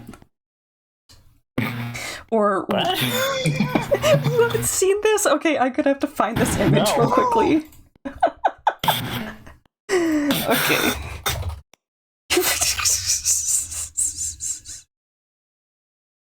Oh, hold on. Who just... Someone just grabbed something off of my throne. Thank you. I'm sure that sounds like an inane sentence. Someone has contributed to my crowdfunding for stream equipment, and that was a new web camera, which means I won't have to keep using my iPhone as my camera. Okay, I found it. It's pretty good. It's on screen. Oh, this one's cut off. Whatever. The point's there. First you wet the dries, then you dry the wets, then you wet the dries, then you dry the wets, then you wet the dries, and then you dust the wets. That's pasta. That is pasta. Ooh. And now I want pasta. Wong says, webcam, does this mean the return of live cam redeems? As long as I can figure out setting up the software, this should mean that I can actually do more hand camera streams. I did one stream a while back. I think it was the last stream anniversary. We built Legos. And I had to borrow web cameras so that I could have both my face tracking and a hand camera.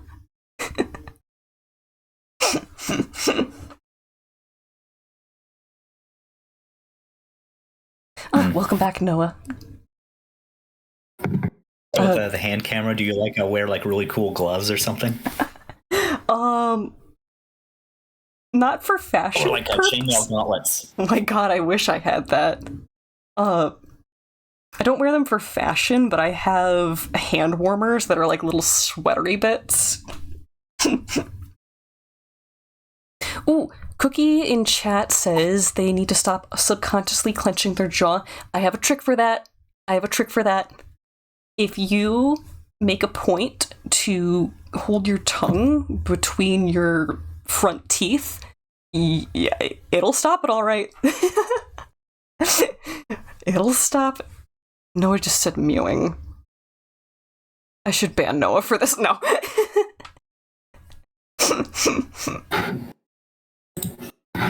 Oh, why? Wong just said. I actually don't know anything. But, oh, mewing's that that meme that some people found really annoying, where it's like jaw posture, and they would like stroke their jaw while looking at someone pointedly. Oh my god.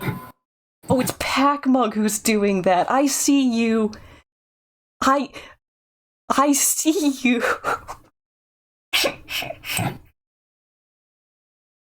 Web camera has been funded. Oh my god. Thank you.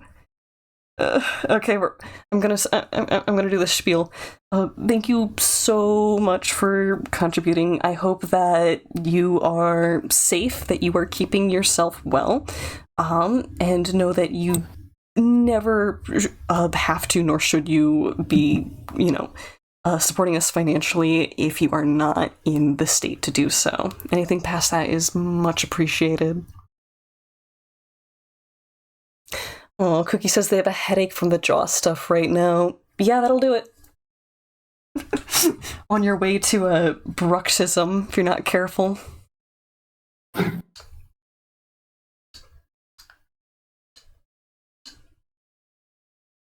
I've shared this story before, but my journey with getting braces led to me getting lockjaw that persisted for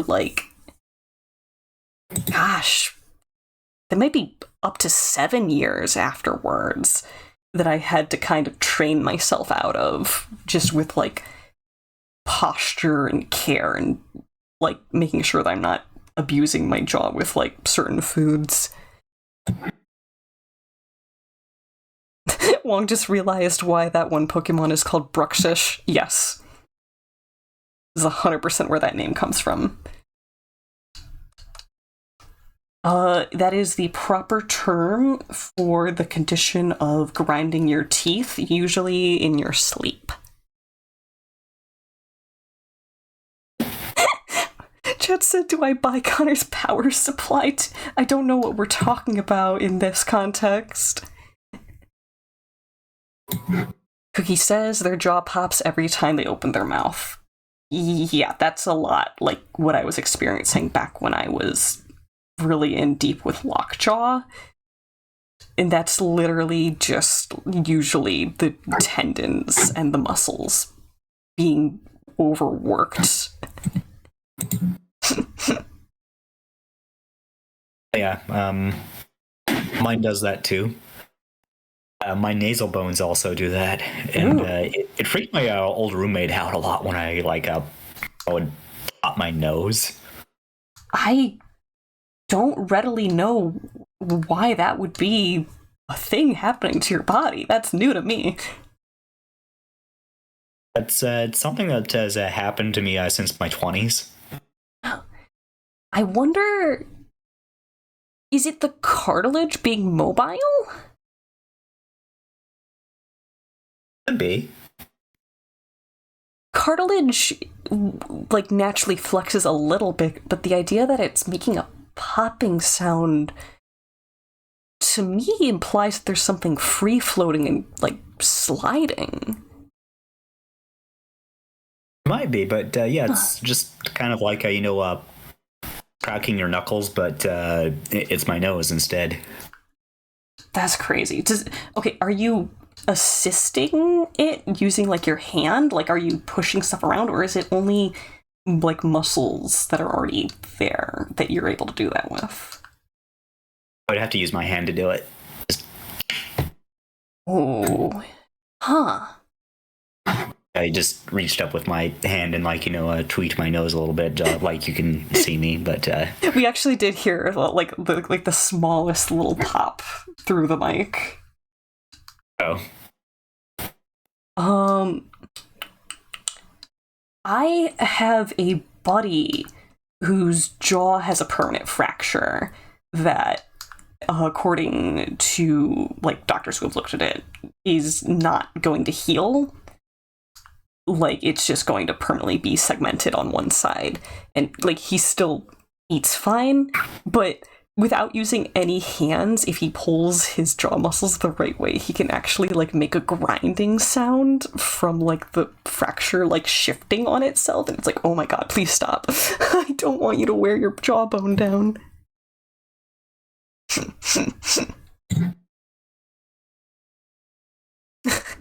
Yeah, I think it's probably best that I don't think about what my bones are doing too much.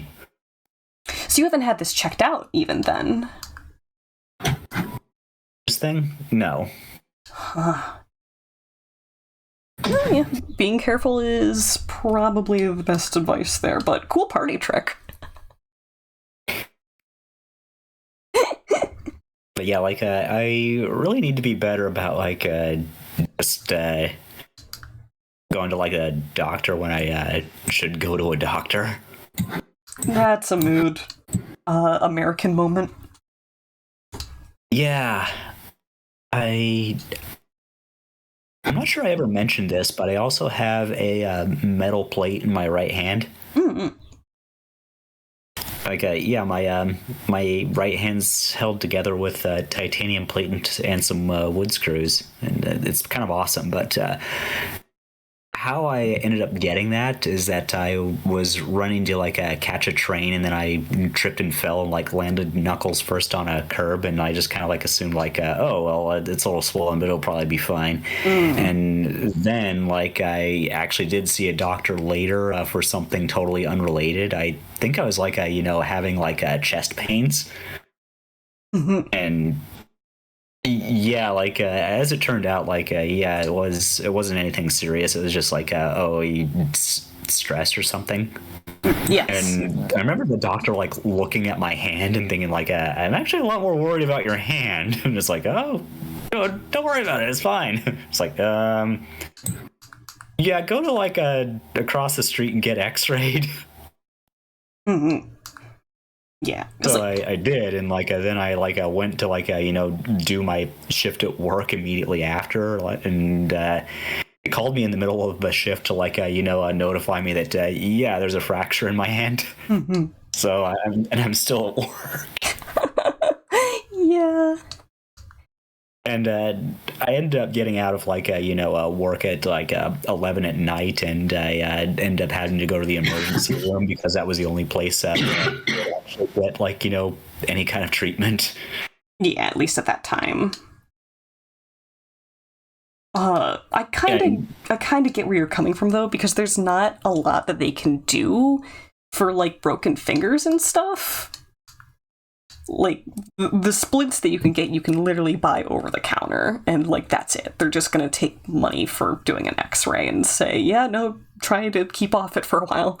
Like the same with fractured ribs and tailbones. It's like, yeah, no.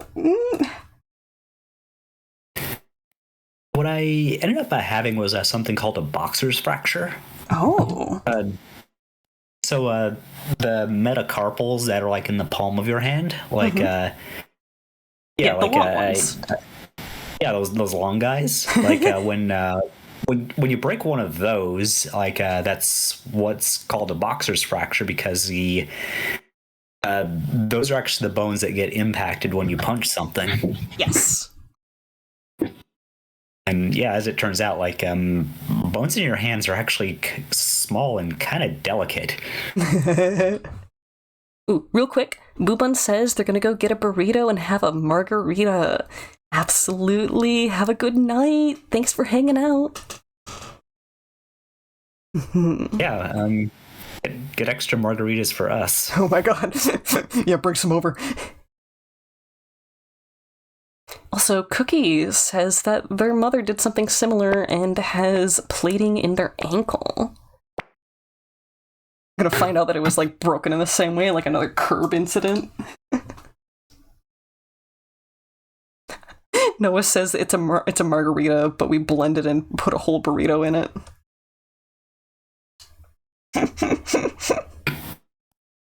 A margarito. I'm just imagining like something really cursed, just like you got like margarita mix, tequila, burrito, and just blend it all up. A margarito. Yeah, it's kind of like a protein shake, but it's really nasty. I mean, okay, when you think about it, margarita has lime in it, right? Yeah, it does. That's already really important for a lot of Mexican food. It goes. I think the next best contender in terms of drinks you can mix Mexican food with, like literally mixing them with, might be a Bloody Mary, because that's almost salsa. I'm saying horrible things right now. Somebody stop me. It's true, but there's just some stuff that I don't think it should be liquid. It all becomes liquid eventually. Yeah. I mean, I guess it's kind of semi-liquid. Like if you were to make your margarita, you can drink it, but you can still probably kind of chew it. Chunks.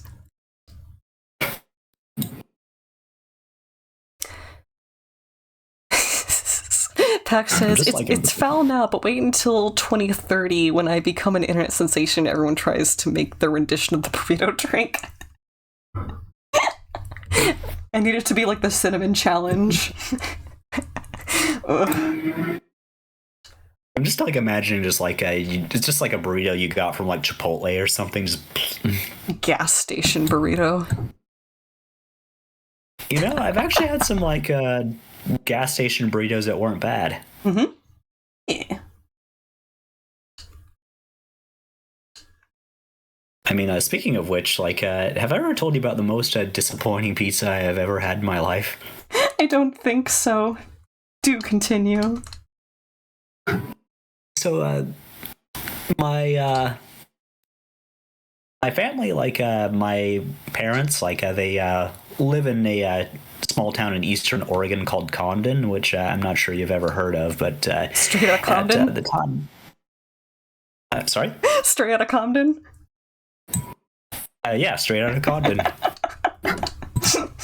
But, low-hanging fruit. At the time, there was this sort of divey bar that was called the Roundup, and we went there. Like, we went with my sister and her friend and my cousin, and we just had like a couple beers, and like they had like a Tekken 2, and there was like somebody that like worked at the bar, and like he told me how to like get free plays on like the arcade machine, and that was pretty cool. Yeah. But so I was looking at like the menu, and like hey, they have pizza here. Just like hey, if I got pizza, would anybody else want pizza? And I was like yeah, pizza. So I ordered the pizza, and like about like 20 minutes later they bring it out, and legitimately it's a Totino's frozen pizza. Oh my, oh. Like I was actually a little insulted that I paid money for this. For a name brand freezer pizza. Which means that they were also upcharging you for something that you could have gotten in the grocery store and thrown in your own oven. I remember thinking that like I get that it's kind of a divey bar, but at the same time, like this is kind of disappointing for gas station food. That is bottom of the barrel.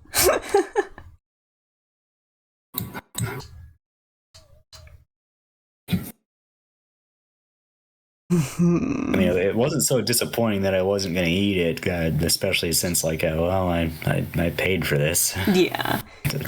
Well, what am I going to do? Throw it out? Literally, the only plausible alternative would be, I want a refund, which is, like, that's a whole thing to do. So, buck it up and eat it. I get it. Mm-hmm. But yeah, like I'm also like like one of those kinds of people that like if I go to like a place and they get my order wrong, I'll like I'll still tip them. Yeah. Okay. And I won't even send it back. The waiters or waitresses are never the issue. It's usually, well, I actually can't say that because sometimes they say the wrong thing, but usually it's in the kitchen where that happens. Usually. Yeah, usually. Gosh, I had bar food with my family somewhat recently, and we had a waitress who, like, just decided not to write anything down. We were all looking at each other like, she's really gonna do this? Okay. And she, like, just listens to, I think it was 6 people's order by ear and walks away, and we're all looking at each other like, okay, let's see how this goes. Not a thing was wrong. Like, genuinely so impressed with just being able to pull that off. The bar isn't that high, but to me, that's like, yeah, no, I wouldn't be able to accomplish that. Good on you. I mean, I can't even remember what I ate yesterday, so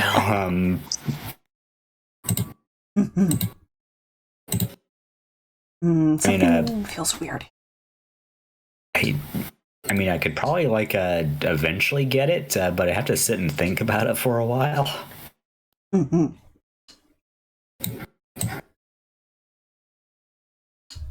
Maybe need the knee more straight out.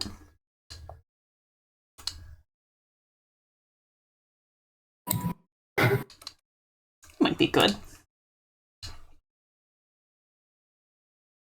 Okay, just a little implication of her tail.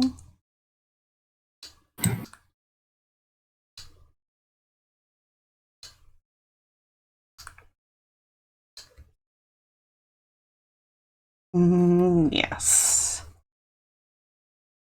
Okay, this next bit is just them chewing for a little bit. And we have Bet cleaning up, and then she's hitting the light switch. Is there a little more after that? Yes. And then we see her hop through the door. We're like 75% done with the line art at least. It's not bad. No, that's in fact quite good. Okay, so it's the last display frame here.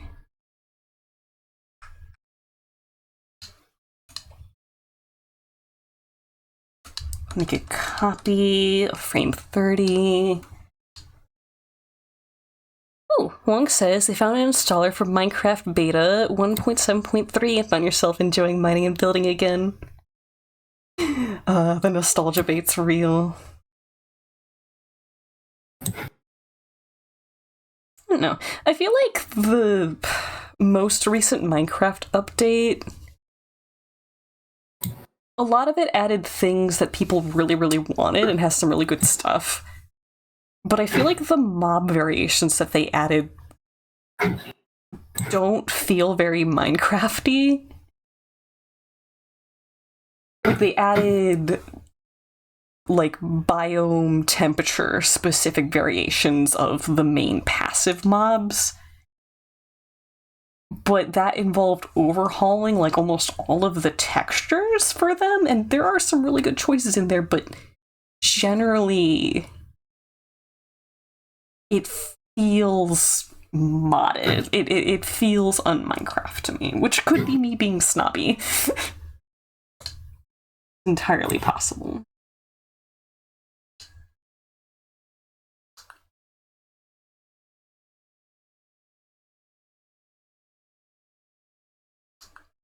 Okay,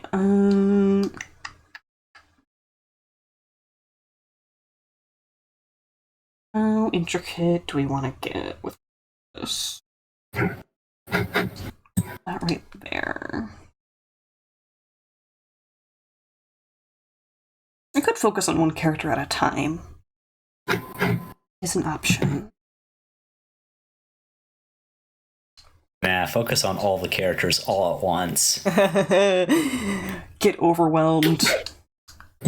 Excuse me. Spin as many plates as you can, Connor. It'll be funny.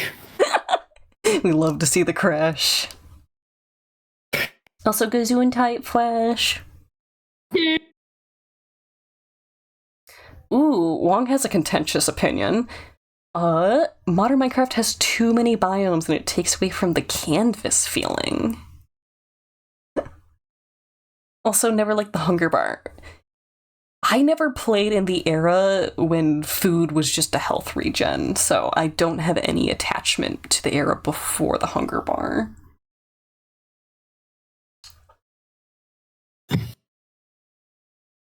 The Hunger Bar would make a great name for a tavern.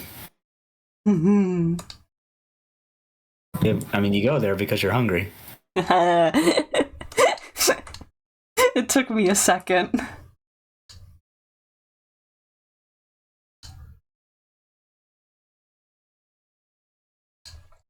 Okay, there's 3 drawings. Okay. can we get away with that amount, or will we need more to feel natural? Copy, paste, paste, paste.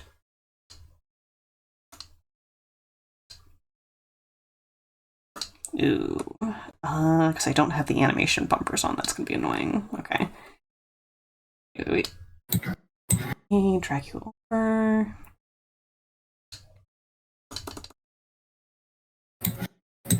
And same over here.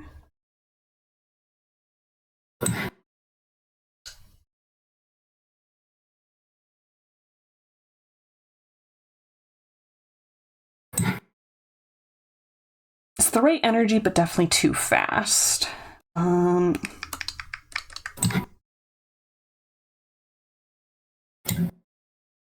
think maybe a 5-frame loop so we can, like, have a hold on some of these? Wong says, stealing that for a D&D campaign they're never doing. You could. I believe in you.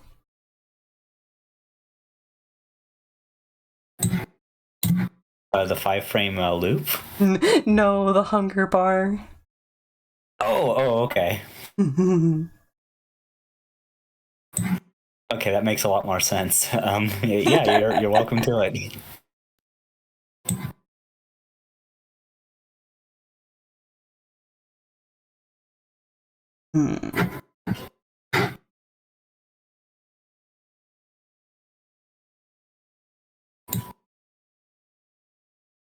I think the rest of this is going to be a later Connor problem. We are right at 7, so I can raid out without guilt.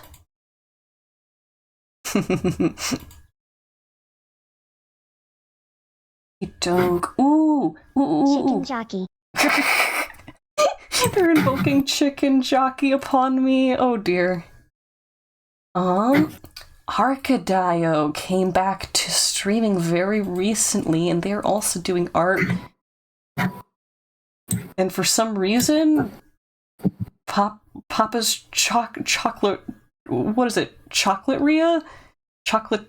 The Papa Pizzeria franchise, but sugar, is also in the corner.